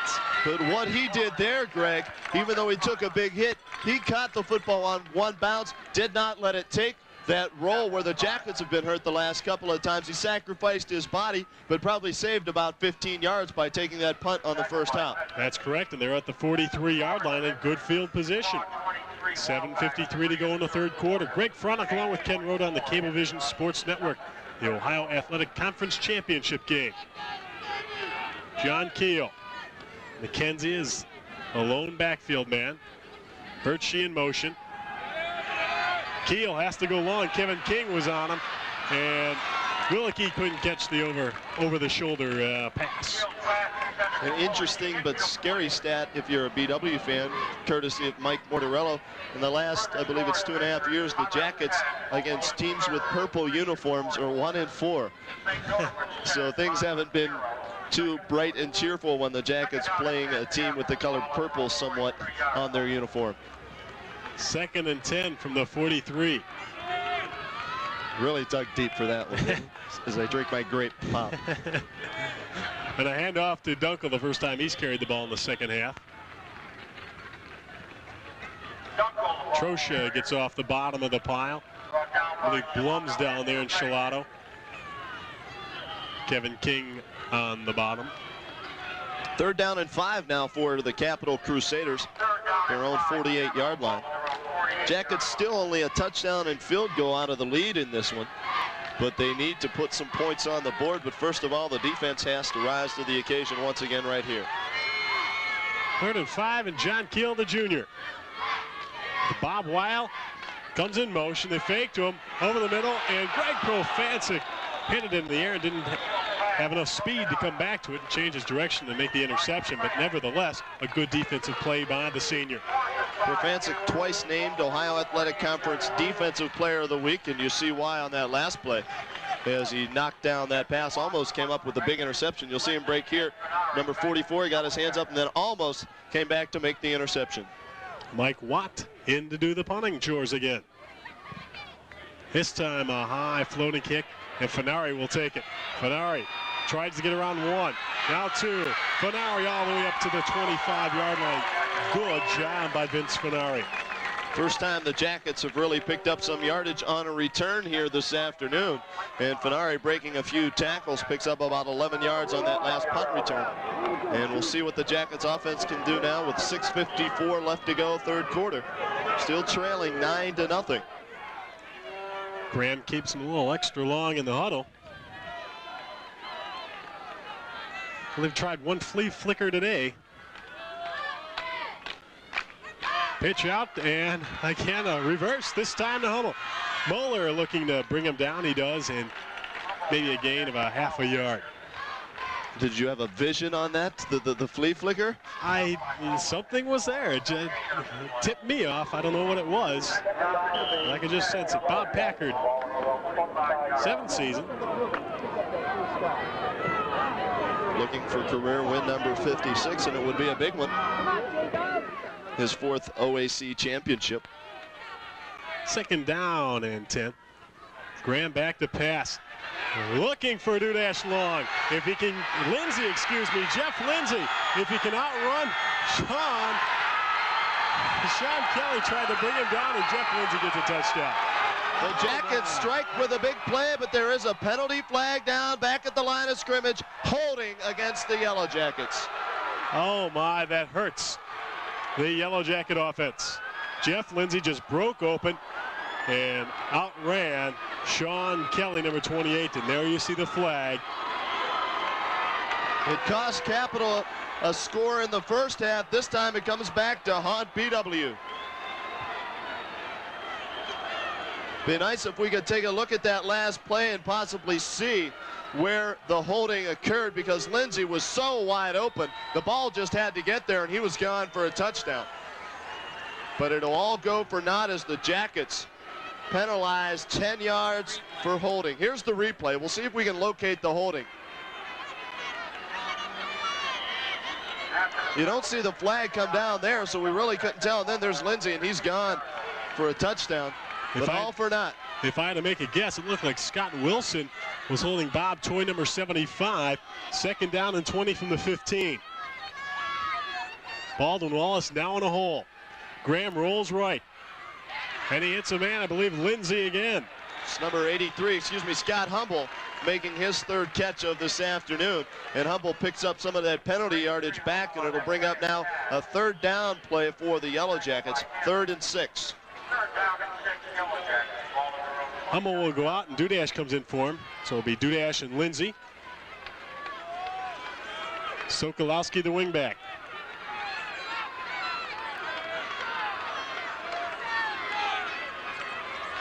Andrews in motion. Graham back to pass. Looking for Dudash. Dudash off of the numbers, and he would have had a 1st down. The Jackets just cannot get a break here this afternoon, Greg. That's about the 3rd time this afternoon that Graham has put the ball right on the numbers, and his receivers have just flat out dropped it. And now they'll have to punt the football away once again, and the Capital fans and the rest of the players on their feet applauding their defense, who dodged the big bullet there.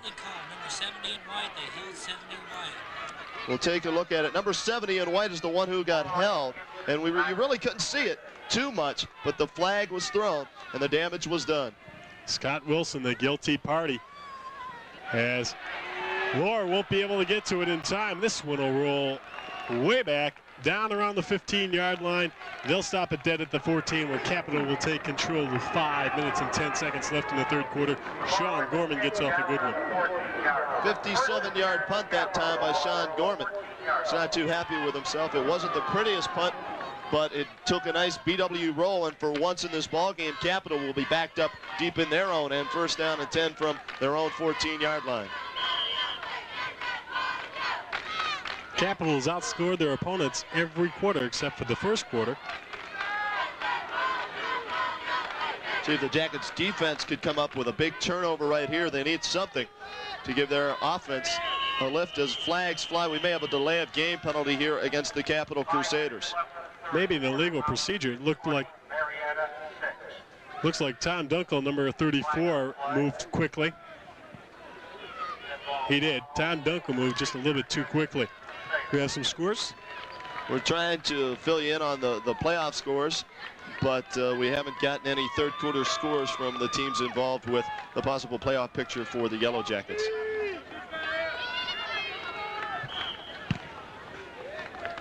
Mike Patterson comes in the ball game for Dennis Petrowski for the Baldwin-Wallace defense. Not much running room there as Tom Scilato brings down the running back Doug Jones. Second down, or it'll be third down. No, it will be second down and 14. Keel has been very effective in this ball game, 11 of 15 in the first half for 124 yards. So he's been very accurate coming into the ball game. He's one of the most accurate quarterbacks in the OAC, and he's shown you why here this afternoon, and he's faced with a long down here, 2nd and 14. Birchie in motion. Give off to Dunkel. And we'll see if he was down first. There was a fumble after the play. Capital retains possession. Third down and 11. 4:18, the clock is running in the third quarter. Plenty of time left, but Baldwin-Wallace has hurt themselves, especially here in the third quarter. Graham threw an interception in the end zone, and then for a touchdown pass of 75 yards was called back on a holding penalty. So a possible of 14 points right there taken away because of mistakes made by the Jackets offense. Keel with Birchie in motion. Look for Willicke. Kevin King trying to get a hold of Keel. Profantic runs him out of bounds. And that's almost as good as a sack right there, Greg. They did not let Keel throw the football with a chance to pick up the first down. They forced him out of bounds short of the yard marker, and they'll have to punt the football away, and Fenari and Lindsay will drop back deep for the Baldwin-Wallace Yellow Jackets. That's the pressure that Baldwin-Wallace needs on the quarterback, as Mike Watt back at his 4-yard line. Baldwin-Wallace should get this in pretty good field position. They set up for a return. Lindsay will get it. Give it off to Fenari. Fenari, no fooling Mr. Mueller. But still the Jackets at the 49-yard line with good field position. Greg, they've had good field position throughout this football game. They have not been able to turn that to an advantage for the Jackets offense. We'll see if they can do it here with 3:34 left to go in this third quarter. Still trailing 9-0 to the Capital Crusaders. Capital has to be very weary. If Baldwin-Wallace can get one score, then that would certainly turn the tables. As Andrews keeps running as there's a flag is thrown. And every time the Jackets seem to do something right, Greg, a flag comes flying into the play. And it looks like it would be another holding or a clipping call here where the flag was thrown right at about the 47-yard line. Rod Lanning, the defensive tackle for Capital, is down on the ground.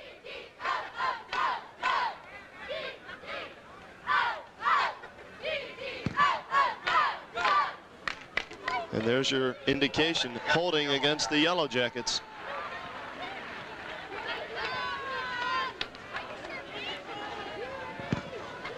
Baldwin-Wallace not been able to get a break, and they've definitely hurt themselves a couple times today, Ken. They've had 3 scoring opportunities, really, Greg. The one touchdown that was called back by the holding call, the touchdown, well, a pass in the end zone, which was intercepted, and then they had a chance to kick a field goal, if you remember, back in the first half, and they elected to go for it on 4th down and were stopped short of the first down. So really 3 scoring opportunities for the Yellow Jackets, but they have nothing to show for it. There you see a dejected Baldwin-Wallace fan at the moment. Down on the ground, defensive tackle, 5'9", 200-pound senior Rod Lanning from Fremont Ross High School. 3:28 to go in the third quarter. Capital still in the lead, 9-0. And Baldwin-Wallace will have it at their 41-yard line. First down and 18. Capital offense coming into today's ball game only averaging 16 points a ball game, but their defense has only given up 13 points a ball game. So it's been mainly their defense that has won the football games for them this year, and they're looking to do it again here this afternoon, shutting out BW thus far. Baldwin-Wallace's Ed Graham is ranked 13th in the nation in passing efficiency in the latest NCAA Division III statistics. Certainly today it's not going well for him, though.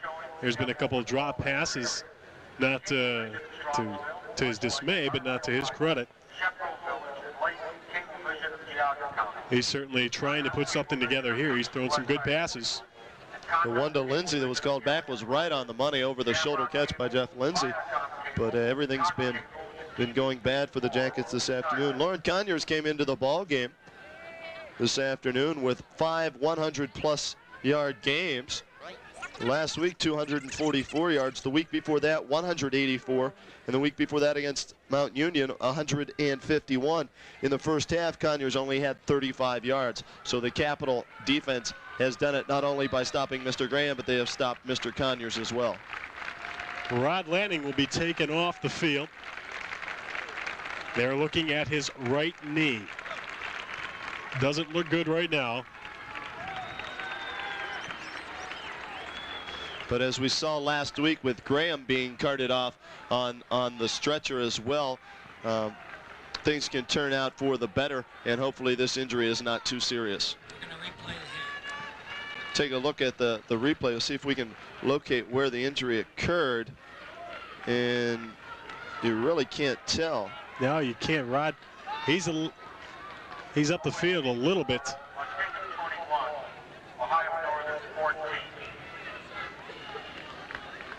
3:28 to go in Baldwin-Wallace. First down and 18 yards. Duffner and Reinhardt, the wideouts.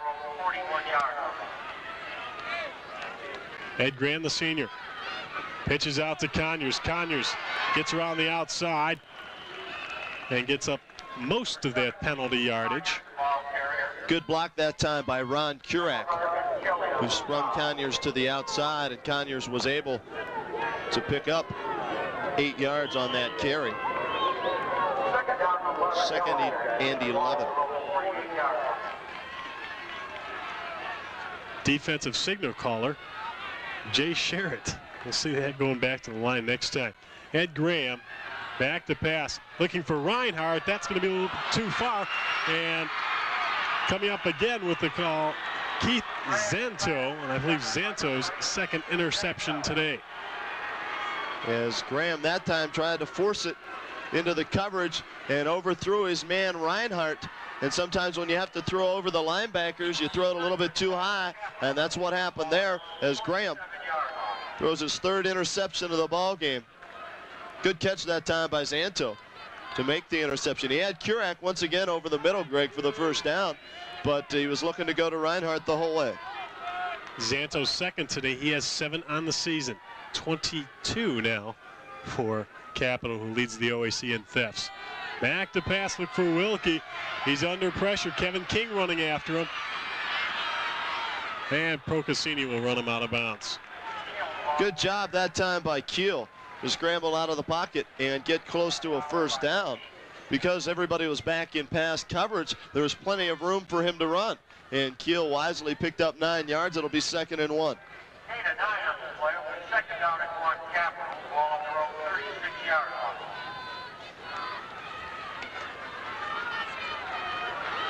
Ball at the 36-yard line.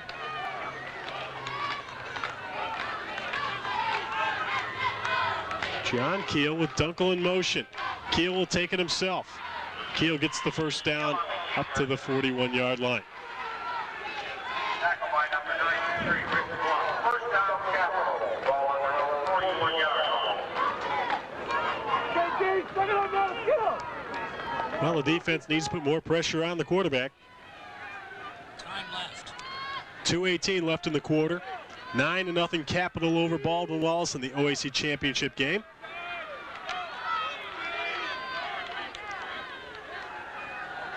Keel looks over the defense. Birchie in motion. Keel pitches out to Birchie. Houck brings him out of bounds along with Perry Mastrocola.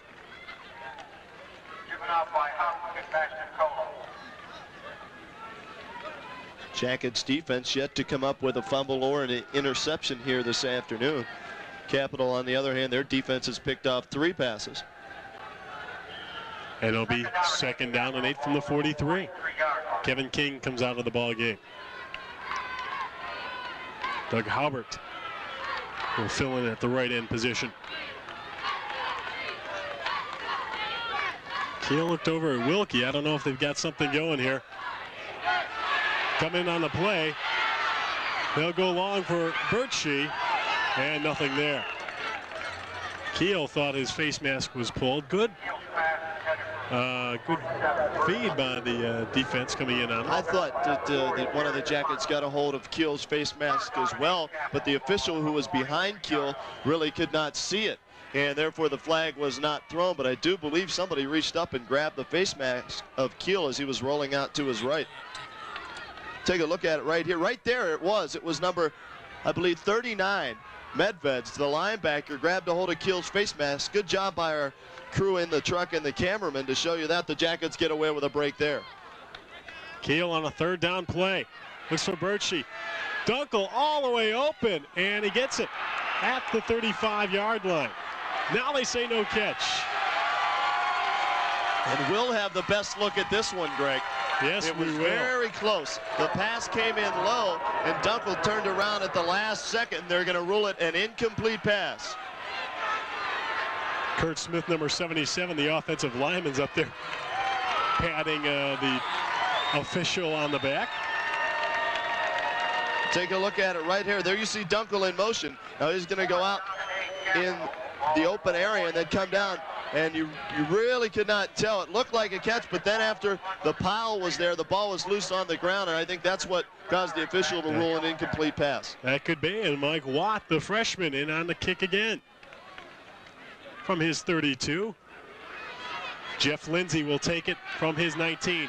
Lindsay to the outside, cuts it back, spins and goes back down, and the flag is thrown after the play. We may have a clipping call against the Yellow Jackets, and it occurred nowhere near the play, Greg.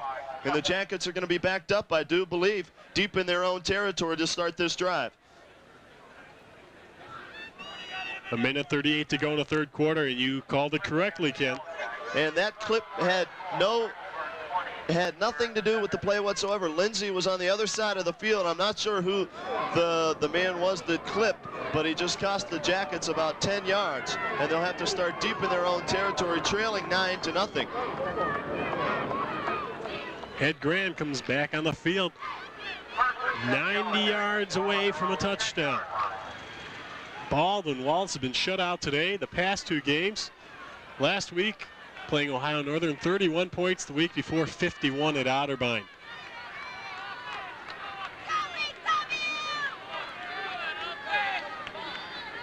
Graham back to pass, looking for Humble. Now gets it out to Andrews. Andrews tries to sneak away, and he does. He went out of bounds. No, at the 21, the officials say. Well, we've got a flag thrown back at the 20-yard line. And we'll wait to see with this call. The way things have gone this afternoon, it's probably going to be against the Baldwin-Wallace Yellow Jackets. And it is. Offensive pass interference against Baldwin-Wallace. That'll be a loss of down.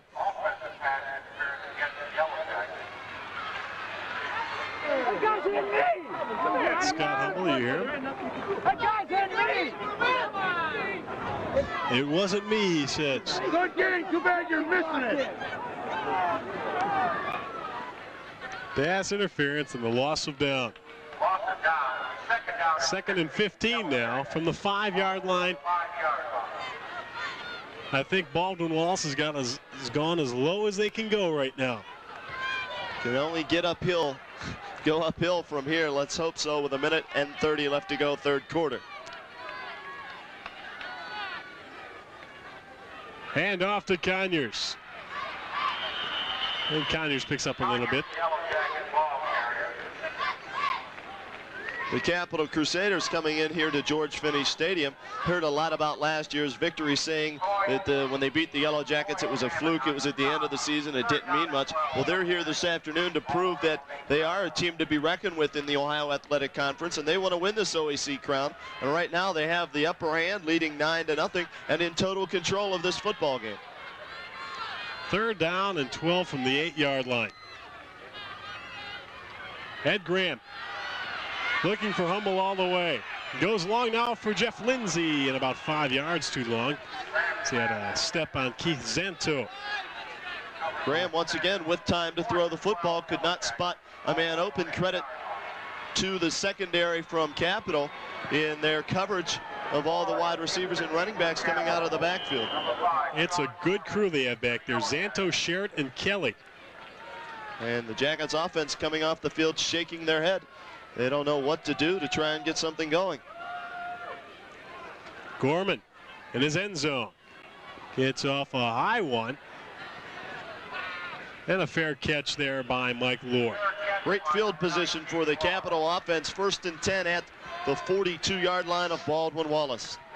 This has been a long third quarter with the injuries and a lot of incomplete passes. We've got 40 seconds left in this third quarter. Ken Roda along with Greg Fronek bringing you the OAC Championship game here on Cablevision. 40 seconds to go in the third quarter.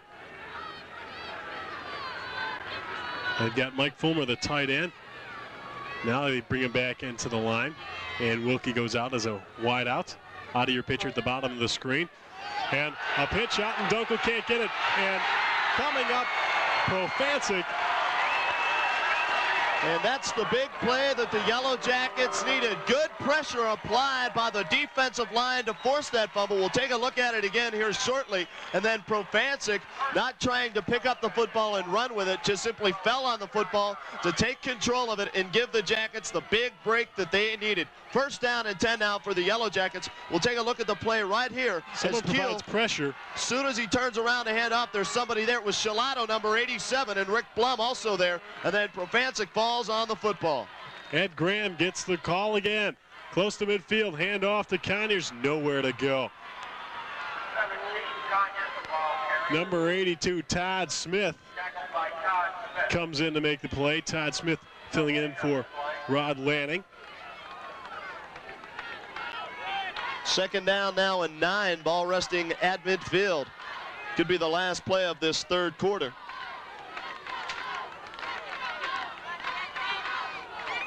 Graham gives it off to Andrews. Andrews, some room up the middle again, but this time Todd Smith again on the tackle. And that'll do it for here in the third quarter. The 4th stanza's next here at Finney Stadium. It's Capital 9, Baldwin-Wallace 0. Come back for this one.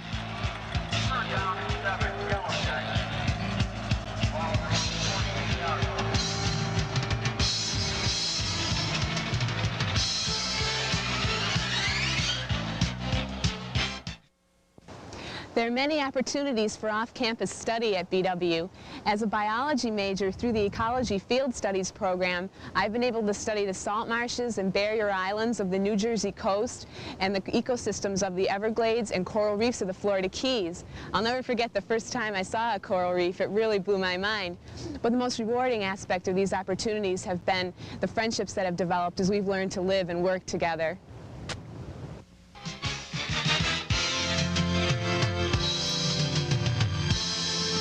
Fourth quarter action, here we go. Ed Graham. 3rd down play. Looking for Sokolowski or Dudash. It's Dudash and through his hands as he's brought down by Mark Welsh. Right there once again, Graham with a nice pass. Dudash could not hang on. He took a good hit, but he still should have caught that football. And Dudash a little slow in getting up. And we'll see what head coach Bob Packard now is going to elect to do. I think he had his head snapped there. Mark Welsh really plummeled him. There you see number 22. He gave him a belt from behind. It's going to be 4th down now and 7 for the Yellow Jackets, and they're going to have to punt the football away. So the Jackets get a big break, but it goes for naught as the Capital defense rises to the occasion once again here this afternoon and keeps the Jackets from picking up a 1st down. That's twice now that Dudash on a 3rd down play has not been able to come up with a catch. That one right through his hands, the other one off his numbers. And you can see he's holding the back of his neck, as you mentioned, when he got hit, somewhat like Graham last week, a whiplash motion. And that's where he got hurt, and he's okay as he's walking off the field under his own power. And in to do the punting for the Yellow Jackets, Sean Gorman. Number 5, nation's 2nd leading punter. Last punt traveled 57 yards. Mike Lohr, the deep man, number 19, you see him in your picture. Charles Gibson is the up man, number 49. Gorman from his 41. Oh, bad punt. But this one could get a coffin corner. Lohr right out of bounds at the 8-yard line. And although it did not look pretty, Gorman's damage was done that he put it inside the 10-yard line, knocked it out at the 8-yard line. And Sean Gorman showing you why he is an All-American candidate and also an academic All-American candidate, as he puts a nail in the coffin here, and hopefully the Jackets defense can come up with another big play as Dudash still being attended to on the sideline. First down and 10. Capital, the ball at their own 8-yard line. John Keel with Doug Jones in the backfield. They hand off to the other running back. I'm not quite sure who that was. I believe Tom Dunkel, number 34. 14:35 left to go. Fourth quarter. Jackets still trailing 9-0. Pick up a 4 on that last carry.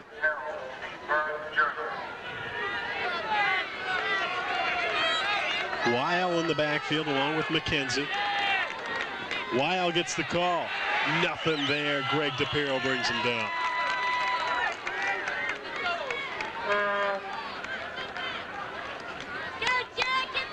Third down and 5 from the 22, and the Baldwin-Wallace defense doing a good job here in the second half. They've done a good job all game, really, Greg. They have yet to give up a touchdown. 3 field goals. That's true. And you can't ask for more than that from your defense. It's just that the Jackets offense, with the exception of a couple of drives, has been non-existent. Keel back to pass, running for his life. Profancic brings him down, and he's going to be way short of a first down. It'll be fourth down. And Lindsay and Fenari go back to return the punt. They should get it in good position. Profancic, a senior, going to be some big shoes to fill there next year, as he's Mr. Everything on defense for the Yellow Jackets this season, as he reached out and tripped up Keel. Watt again back to punt. Baldwin-Wallace setting up for the return. High punt. Fenari gets it at his 45, the 45. Up to about the 33-yard line. And the one good thing right there, we have no penalty flags down on the field, Greg. And so the Jackets starting in their best field position of the ball game. They've had good field position throughout the game, but this is the best that they've started their drive at the Capital 33-yard line. Graham and company, they need to put some points on the scoreboard with this drive. Humble and Lindsay, the wideouts. The backfield mates, again, Conyers and Andrews. Graham pitches out to Conyers. Andrews gets a good block on Moeller. Conyers with his best run of the day inside the 20-yard line, down to about the 17. Conyers will pick up 17 yards on that carry. And as you mentioned, by far his best run of the ball game. And the Jackets have it first down and 10 from the Capital 17-yard line. The pressure being put on is Brian Dudash back in the ballgame. Graham hands off to Conyers. Conyers can go all the way, and he does. Lauren Conyers. And we heard the coaches next door, Greg. No flags down on the field. They're all applauding as the big play man, Lauren Conyers, takes center stage one more time in this 1987 season and gets the Jackets on the scoreboard. And all of a sudden, the Jackets are back in this ball game. Lauren Conyers does the job, and Wade Masad can bring us 2 points closer to a tie ball game. Very important extra point right here, Greg. The snap was not that good. The hold was, though, by Chris Houck, and more importantly, the kick was good. And for Wade Masad, his 46th consecutive extra point, and that moves him up on the list in the OAC for most consecutive points made ever to second on the list. So Masad having a banner year as well. And the crowd finally gets into this ball game. 9-7 Capital in the lead, and I think this is what they're dreading. They don't want to get Baldwin-Wallace pumped up, especially in the fourth quarter. Baldwin-Wallace leads against, they've scored 82 points. You see Lauren Conyers, a big hole that opened up for him. A trap play up the middle, and they now have 89 points that they've scored in the fourth quarter this year, and only allowing 25. On the other hand, Capital's had 52 points that they've scored to 42 points they've allowed. Lauren Conyers in the last 3 weeks, Lauren has carried the ball 63 times for 579 yards and 9.2 yards per carry average and 5 touchdowns. Doing the job in the fourth quarter is Wade Masad will kick off. Mike Lohr gets it inside his 10. Lohr with a lot of running room. And Lohr across the 20-yard line to about the 22, maybe the 23. And the Baldwin-Wallace defense has got to be pumped up right now. My partner Ken Roda went to check out the scores that's happening in the NCAA right now. And also with that last run, Lauren Conyers sets a new single-season rushing record. So Conyers pretty much owns all the rushing records here at Baldwin-Wallace College. He has 17 carries, 86 yards now on the day, and we'll get you some scores after this play. Crusader offense. John Keel needs to keep his team in control here. Hand off to Dunkel. Dunkel gets about 5 yards. Scapin on the tackle.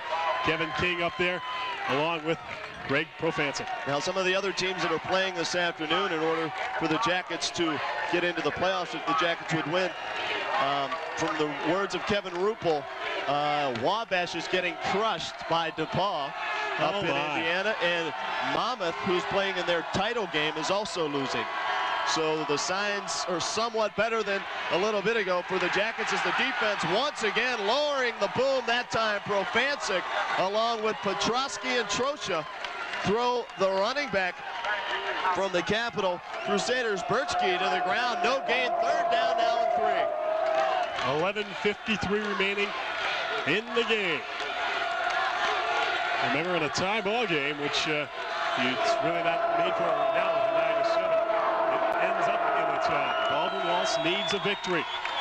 Keel keeps it. He's going to look for Wilkie. Keel, and it's blocked down. Profancic knocked it down once again. The senior rising to the occasion. The last two defensive series, it's been all Greg Profancic, and the Jackets are really fired up now. And we'll see, they'll get the ball in pretty good field position, and this one's going to be a whale of a finish. Let me tell you, Greg, stick around, everybody. You're not going to want to miss this one. As I said, all they needed was one score. The Crusaders, fearing that, as Watt will get the punt away. Low kick should be a return by Fenari. Fenari will have to fall on it. I believe Lindsay fell on the ball and hit the 41-yard line. That time, Fenari, thinking what I was thinking, low kick. He was trying to return the football before he got it, and the concentration broke there, but the Jackets still have the ball in pretty decent field position. First down and 10 at their own 41-yard line. Ed Graham with Hummel and Reinhardt as the wide receivers. We'll see if they try a big play right off the bat or not. Lauren Conyers has been doing a good running job. Ed Graham looked over the defensive secondary. We could see something here. Ed Graham looking for Hummel. He's got him. Hummel down to the 46-yard line. Great catch that time by Scooter. Scotty Hummel as he dove for the ball. First down yardage at the Capital 46-yard line. And Graham threw a BB right there to Hummel as he read the defense through it between two linebackers. Right on the money. Credit Graham and Hummel with a good connection there. First down and 10 there in the Crusader territory.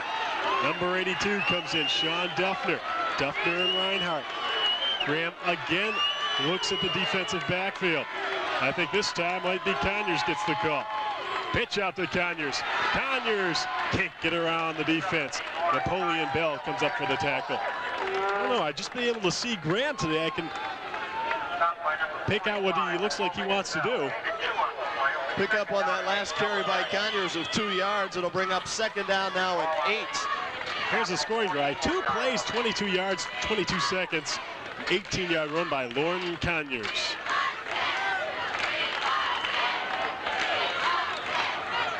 That doesn't seem right, but maybe it was that quick. 2 plays, 34 yards in 22 seconds.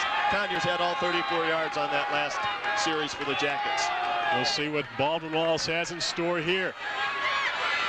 Graham over the middle to Scotty Hummel. Scotty was draped by Mark Welsh and able to come up with the catch.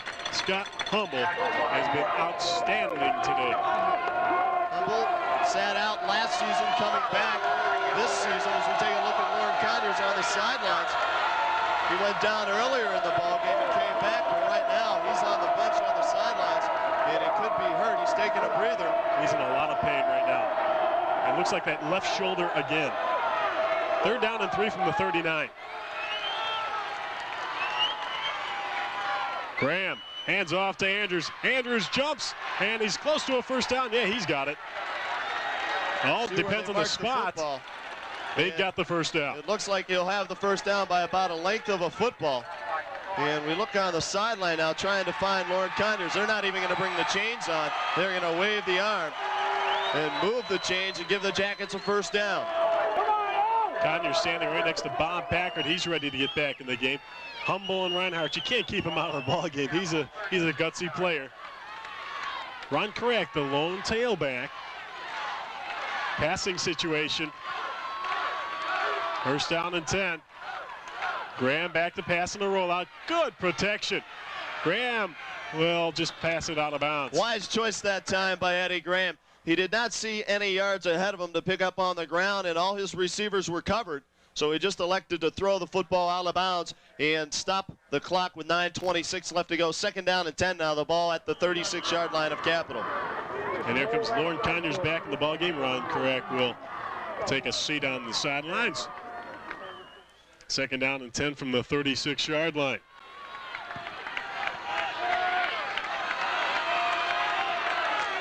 Hummel's been the main man.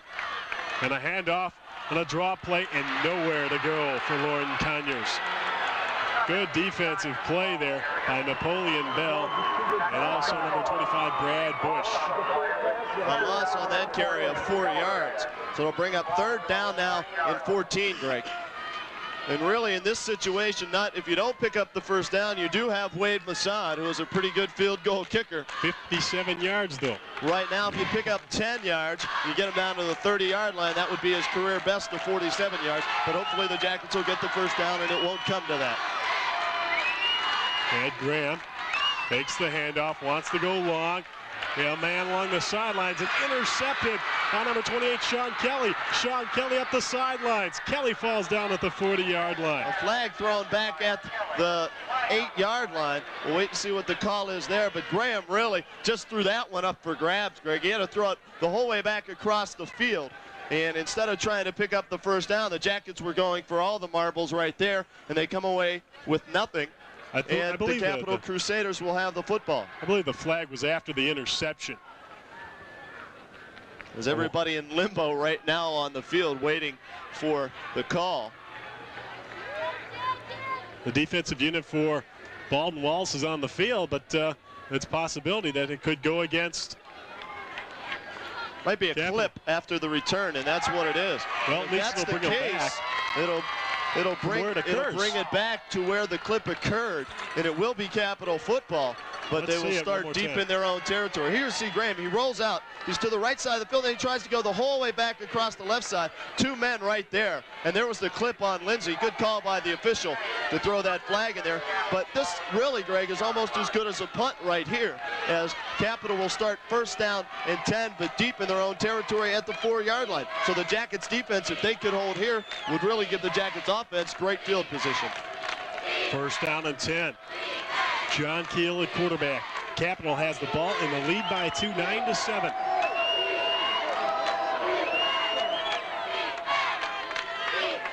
Keel, Birchie in motion. Keel will hold on to it. Fakes out Petrowski and goes up the middle. And he picks up a first down, and that's a big first down right there, Greg, because it gives you breathing room to be able to do some movement in the backfield and not worry about maybe fumbling the football in that area. 8:32 left in this one. 9-7. The Crusaders over the Yellow Jackets. So you look on the sideline, Lauren Conyers showing no effects of that last injury that he had. Seems to be okay. First and 10 from the 14-yard line. Dunkel in motion, but this one's blocked on. Doug Hubbard, number 31, comes up and blocks the pass. And the Jackets defense really has shut down this Capital offense here in this second half, as they've done a good job applying some pressure on Keel, and that has really thrown his passing efficiency off here in this second half. You're right, Ken. Second down and 10. It's been a good defensive day so far for Baldwin-Wallace. And for Capital as well. Good defense both ways. Second and 10 from the 14. Keel, long count. Gives out to Dunkel. Dunkel nowhere to go. He stopped. Number 43, Mark Patterson, an inside linebacker, the man on the stop. I don't want to scare the defense here, but they've been doing a good job on Mr. Wilkie here in the second half. Yes, they have. When you need a big play, you normally go to your big play man, so we'll look for Keel to go to Wilkie here on 3rd down and 8. They got double coverage, however, on Wilkie on the right side of the screen. Keel to throw, in trouble. Saplak came in on Halbert. Phil Medvez comes up, and it's going to be a 4th down situation.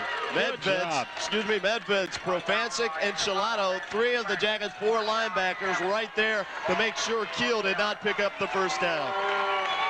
And the fans applaud this effort by the Jackets defense here in this second half. Panari and Lindsay back deep for the Yellow Jackets. Mike Watt, the freshman, back to punt it away. Watt gives up a high one, and I don't know if anybody's going to come close to it.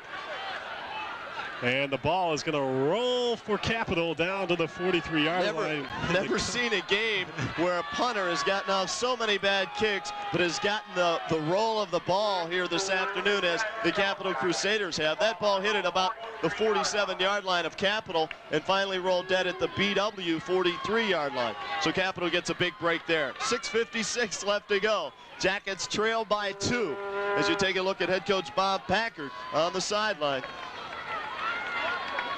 Humble, the big play man today, at the bottom of your screen, out of the picture now.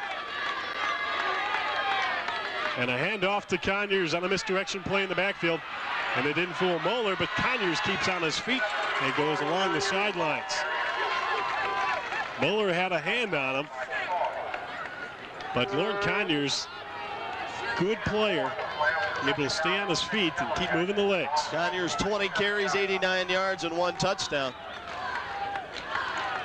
Clock stops as Conyers went out of bounds on that last play. He did a good job to pick up some positive yardage after breaking the tackle in the backfield. 2nd and 6, 3 wide receivers. We haven't heard anything from Tom Sokolowski this afternoon yet either. And out to Andrews. Andrews picked it off his knees, and he just gets back to the line of scrimmage and maybe a half a yard. It'll be 3rd down, a big 3rd down play.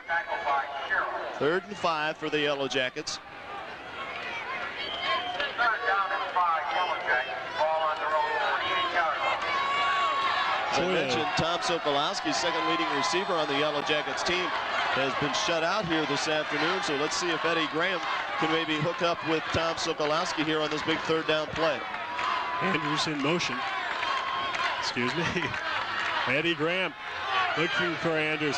Now across the middle, you got Scotty Humble, and Humble gets a 1st down.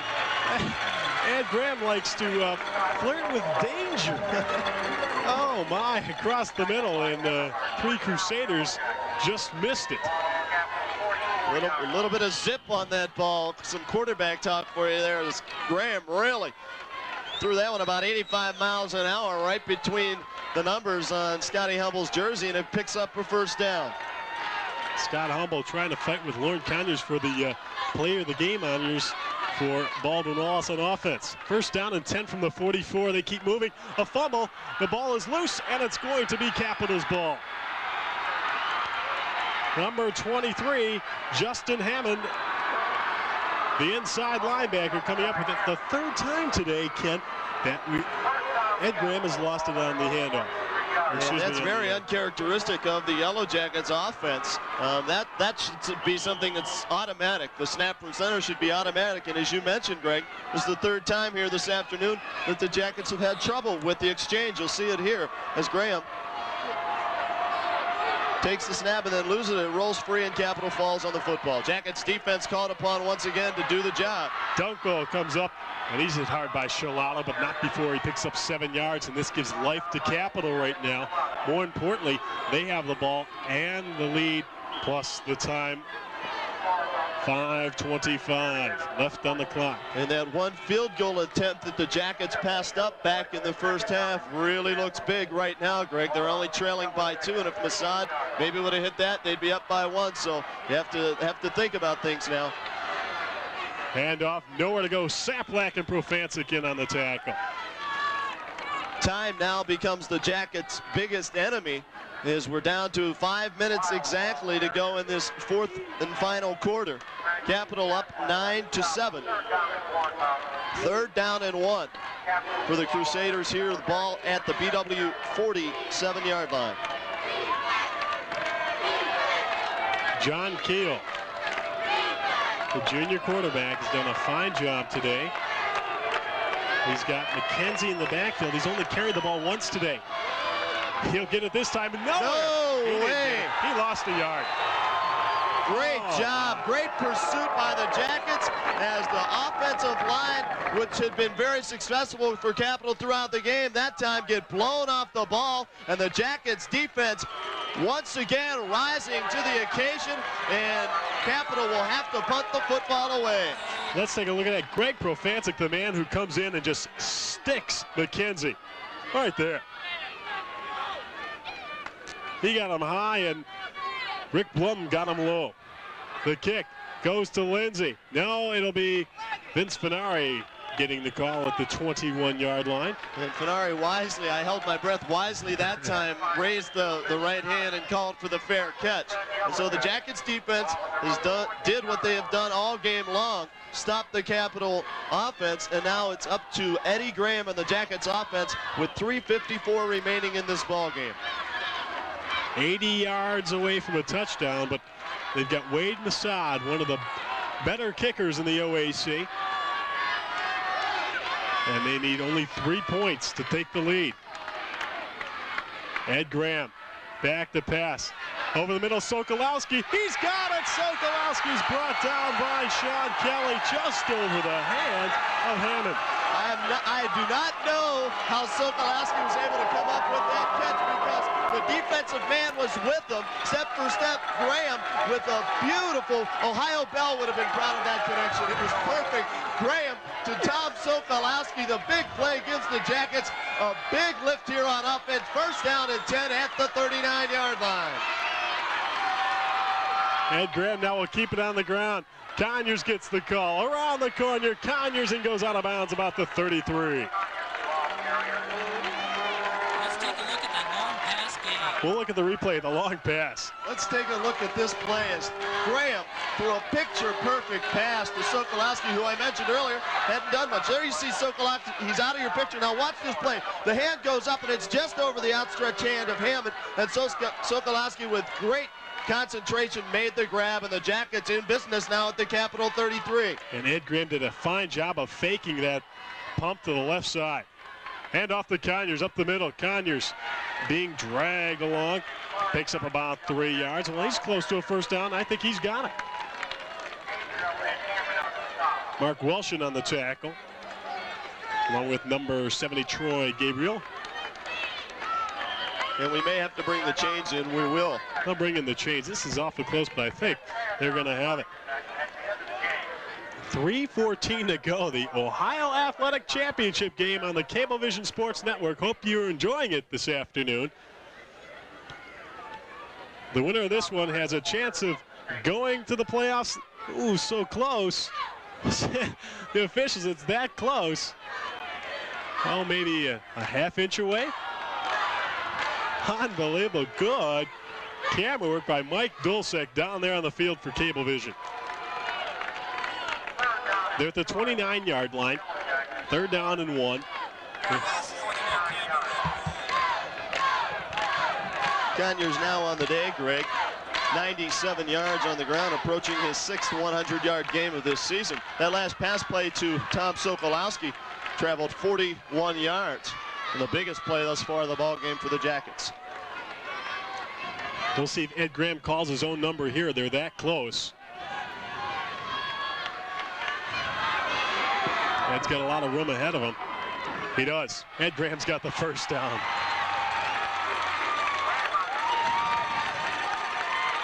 Still haven't had any further updates on those other possible playoff situation scores. But right now, we're worried about this one here at George Finney Stadium. Jackets trailing 9-7. 3 minutes exactly to go in the ball game. They have it at the Capital 26-yard line. Look at those other scores. Kevin Ruppel, the fine sports information director here at Baldwin-Wallace, will get those scores to us a little bit later. More importantly, Baldwin-Wallace, first down and 10. Ed Graham on a good block, goes along the sideline and out of bounds at the 15-yard line.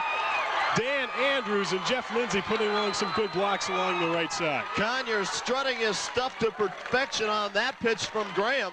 Picks up another 11 yards. He goes over the 100-yard mark once again. You'll see it. Here's the pitch. Conyers coming right at you. And he picks up a first down, goes out of bounds, stops the clock. First down and 10. The ball at the Capital 15-yard line. A touchdown would put so much pressure on the Capital offense. Ed Graham hands off to Andrews. Andrews looking for some running room. Andrews all the way down about the 5. And right now, if you're the Jackets offense, Greg, before we were talking about how the clock was an enemy of the Jackets. Right now, you want to use up as much time on the clock as you can because you're 5 yards away from getting into the end zone, and that would give Capital less time to try and come back and win the football game. But they haven't gotten in the end zone yet. We'll see what happens. First and goal. Well, no, they did not pick up the first down. Andrews was a yard short. It's 2nd and 1. The ball at the Capital 6-yard line. Reinhardt, a wide receiver, along with Humble, has been spectacular today. But look for Conyers there. He gets it, and Conyers is brought down. Good defensive play by Napoleon Bell. The clock continues to run, Greg. 1 minute, 45 seconds left to go. Now, what do you do here? This is a situation where head coaches get paid for being in. You're down by 3 points. You have 3rd down and 1 now. Do you throw the football? Do you keep it on the ground? What do you do? You've got to run with it. They've got 3 great defensive backs. They picked you off 3 times today. Keep it on the ground. We'll see what head coach Bob Packard elects to do. 3rd down and 1. And a handoff to Andrews. Andrews, he's close. He's in.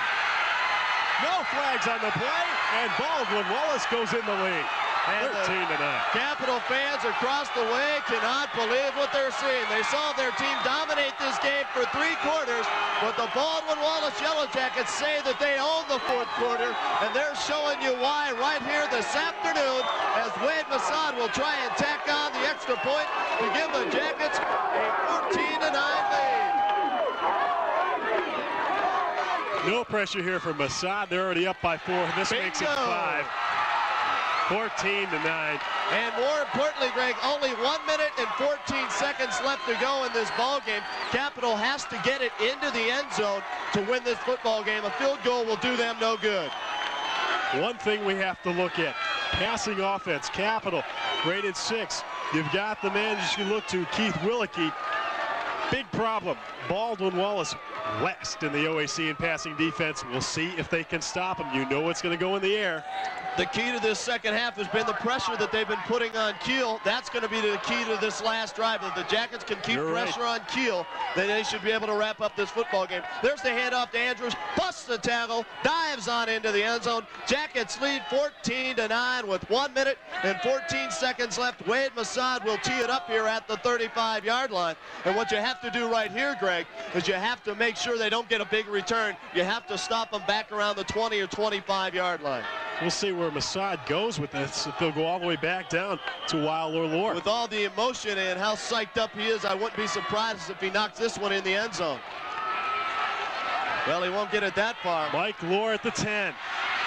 Lore, good stepping moves and gets up across the 20 to about the 21-yard line. But only a return of 11 yards, and it used up 7 seconds. So we're set for a fantastic finish here at George Finney Stadium for the OAC Championship between the Capital Crusaders and the Baldwin-Wallace Yellow Jackets. Baldwin-Wallace on top, 14-9. Sponseller playing center field right now. Double coverage on Willicke.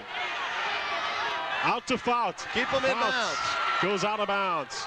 Tom Pipoli, the veteran, number 27, back in the ball game. He's had problems with the knee. He'll come out. Tim Scaife, number 21. Pipoli's done a heck of a job coming back after having surgery. 1 minute exactly. Fout again, this one incomplete. 58 seconds left on the clock. Houck and Shalato been looking at Willicke all day long. Going to try and stop him right now. Shalato on top of Willicke. They're talking to each other. across the middle, and they've got Birchke. And Birchke is all the way down to the 37-yard line. Right out of the backfield, Mike Birchke with 48 seconds to go, and the Capital fans on their feet. Baldwin-Wallace stunned at the moment. They need a touchdown, though. This is where the linebackers can't get sucked in. Birchke is now a wingback along with Dunkel. And Jones look for Birchke again. This time, good defensive play by Scaife going on top of Mr. Fout, number 11, Ken Fout. Keel has had time to throw the football. We mentioned it right before they got the football after the kickoff. You got to put pressure on Keel. You have to keep applying the pressure to him. If you give him time, he's going to find an open man, and he's had time to throw the football here. The Jackets defensive line needs to get a little bit riled up and become more fierce and put some licks on Keel, and here comes one almost. 30 seconds to go, and Dunkel gets the ball. Dunkel will be hit out of bounds by Hauk at the 24-yard line. 34 seconds to go on the clock. This one definitely not over. Rick Plum almost came up with a big hit. They set the defensive linebackers that time. Keel was lucky to get the football away, and he picked up some big yardage. Look for Profancic or maybe Petrowski going in. They're going to lay back this time. Keel's got a lot of running room. He's going to run it out of bounds. He's down to about the 16-yard line, maybe the 17 where they'll find out what he was out of bounds. It was a 17, 28 seconds to go. For the Jackets, defense was as yet to give up a touchdown this whole ball game. Now gives Capital plenty of room, and they're knocking at the door at the 17-yard line. Baldwin-Wallace, all day long, Capital's been able to go up and down the field, but not been able to punch it in. We'll see if Baldwin-Wallace can come up with a gem right here. Keel looking for Fout right behind him. Keel all the way. He's close to a touchdown. Not in. Not in. He's at the 1-yard line with 18 seconds to go. Unbelievable. Down the field they've gone. And a timeout called by Capital. This drive started back at the 21-yard line, Greg. They had 1 minute and 14 seconds. They're all the way down to the BW 1-yard line and a chance to win the OAC title right here. And I believe it's Mr. Keel that's hurt right now. If he is, their backup quarterback is Troy Fink, a junior. We'll see the replay, and it is Keel that's hurt.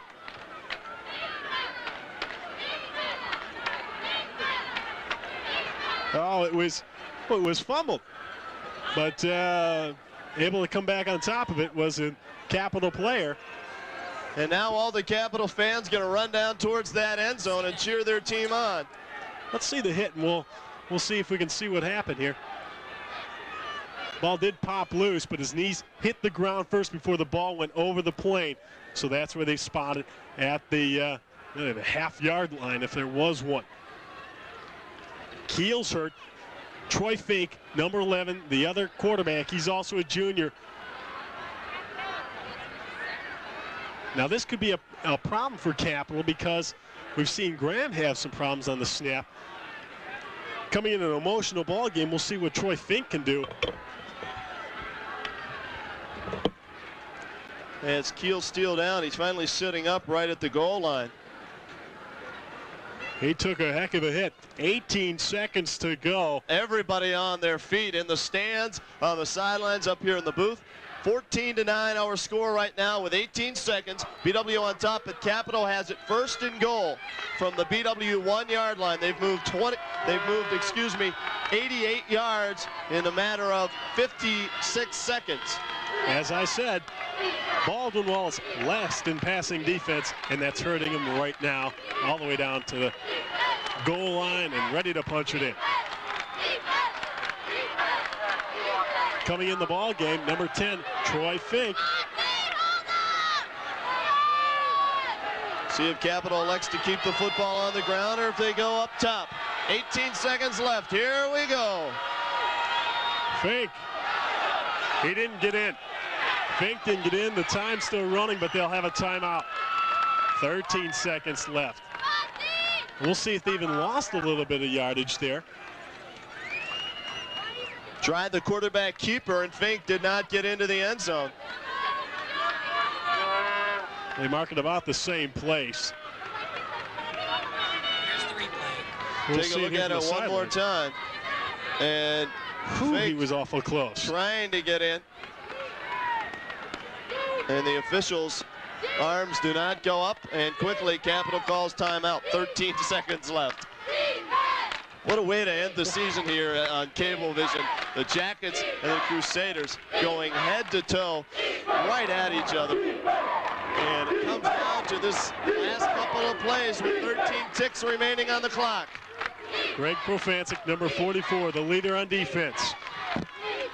Coming up, getting his team pumped up here. You couldn't ask for much more excitement than this one. Willicke split out to the left. Give off to Birchie, and Birchie's in for a touchdown. 11 seconds left. 16 to 14.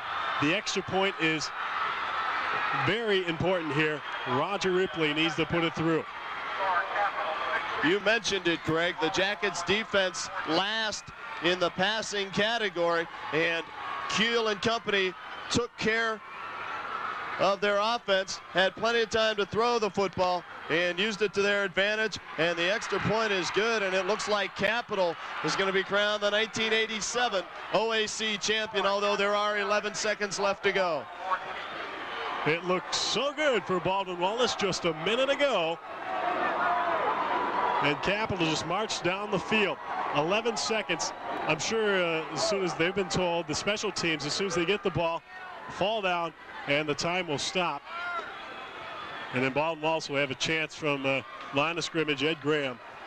Now somehow if the Jackets would get down, Greg, and attempt a field goal and tie this football game up, the Yellow Jackets would be crowned the OAC champions. A tie gives the Yellow Jackets the title. Capital had to come into this football game and win it to be crowned OAC champions, and right now it looks like that's going to be the situation. But more importantly, Baldwin-Wallace needed a victory if they wanted any chance of the playoff. Exactly, and a couple of teams were losing that the Jackets needed to lose, and what looked like a great opportunity there with about a minute and 15 seconds turns into a nightmare once again here for the Yellow Jackets at home at George Finney Stadium.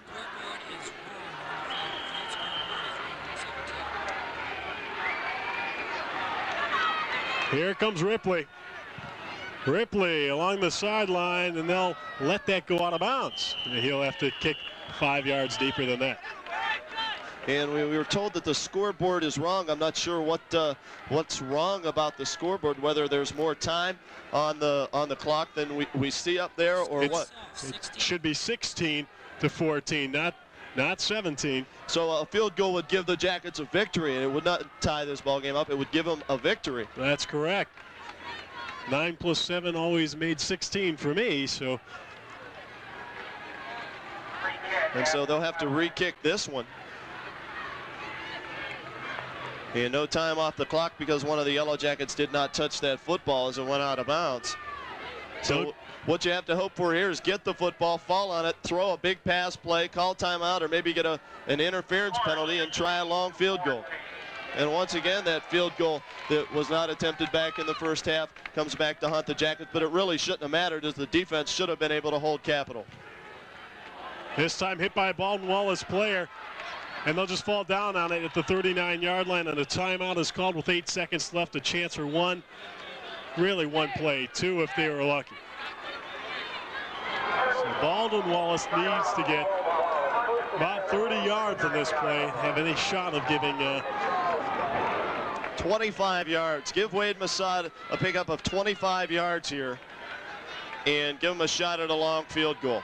It's all you can hope for. You got to call timeout right away, though. That or along the sideline pass. I believe the Jackets only have one timeout left. So what Baldwin-Wallace needs to do, realistically get it down about the 35-yard line.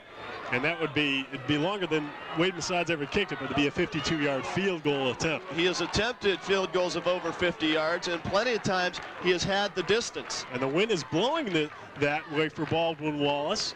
Not very much. You get maybe 5 miles or 10 miles per hour, but certainly would help if they got it up in the air. And once again, still everybody on their feet.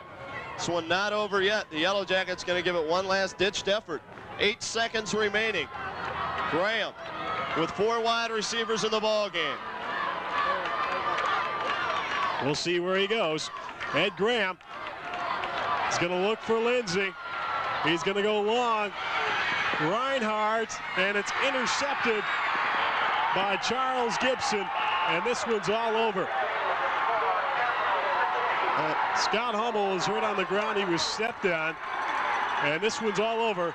Capital is your 1987 Ohio Athletic Conference champion.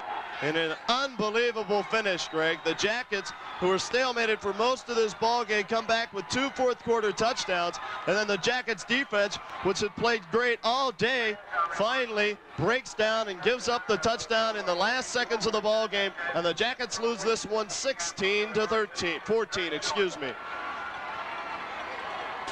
Well, there it was. 16-14, and Capital, which is ranked 8th in the North region, has a chance of going to the playoffs because the 2 teams losing also today. Yes, they do, and they are enjoying their celebration in the middle of the field here at George Finney Stadium, and rightly so. They didn't give up. They could have given up after BW got into the end zone, but they had enough fight in them and came back all the way down the field in 1 minute and scored the game-winning touchdown. And the Jackets go home losers here this evening, and the Capital Crusaders going to be having a good time back home on their campus in Capital. Baldwin-Wallace offensive players of the game, Lauren Conyers, who went over the 100-yard rushing mark for, I believe, the 13th time in his career. And the wideout Scott Hummel had a fantastic game. And the defense, you've got to go to Greg Profancic, number 44. Certainly a fine season. He had a great football game, and the Jackets just come up short once again this year, and a chance to go to the playoffs is thwarted by the Capital Crusaders. For Capital on offense, you've got to go to John Keel. He ran the offense very well today. And on defense, Mike Eberhard did a good job also. Going to have the presentation of the Ohio Athletic Conference trophy, excuse me. And we want to thank Kevin Ruppel for all his fine work here this year in enabling us to bring you these telecasts with all kind of neat statistics and stuff to talk about. I want to thank you, Greg. It's been fun working with you. Yes, it has. And we want to thank everybody else involved with the telecast this year. Final score from George Finney Stadium in Berea, Ohio. Capital 16, Baldwin-Wallace 14. For Ken Roda, I'm Greg Fronek. Have a good evening.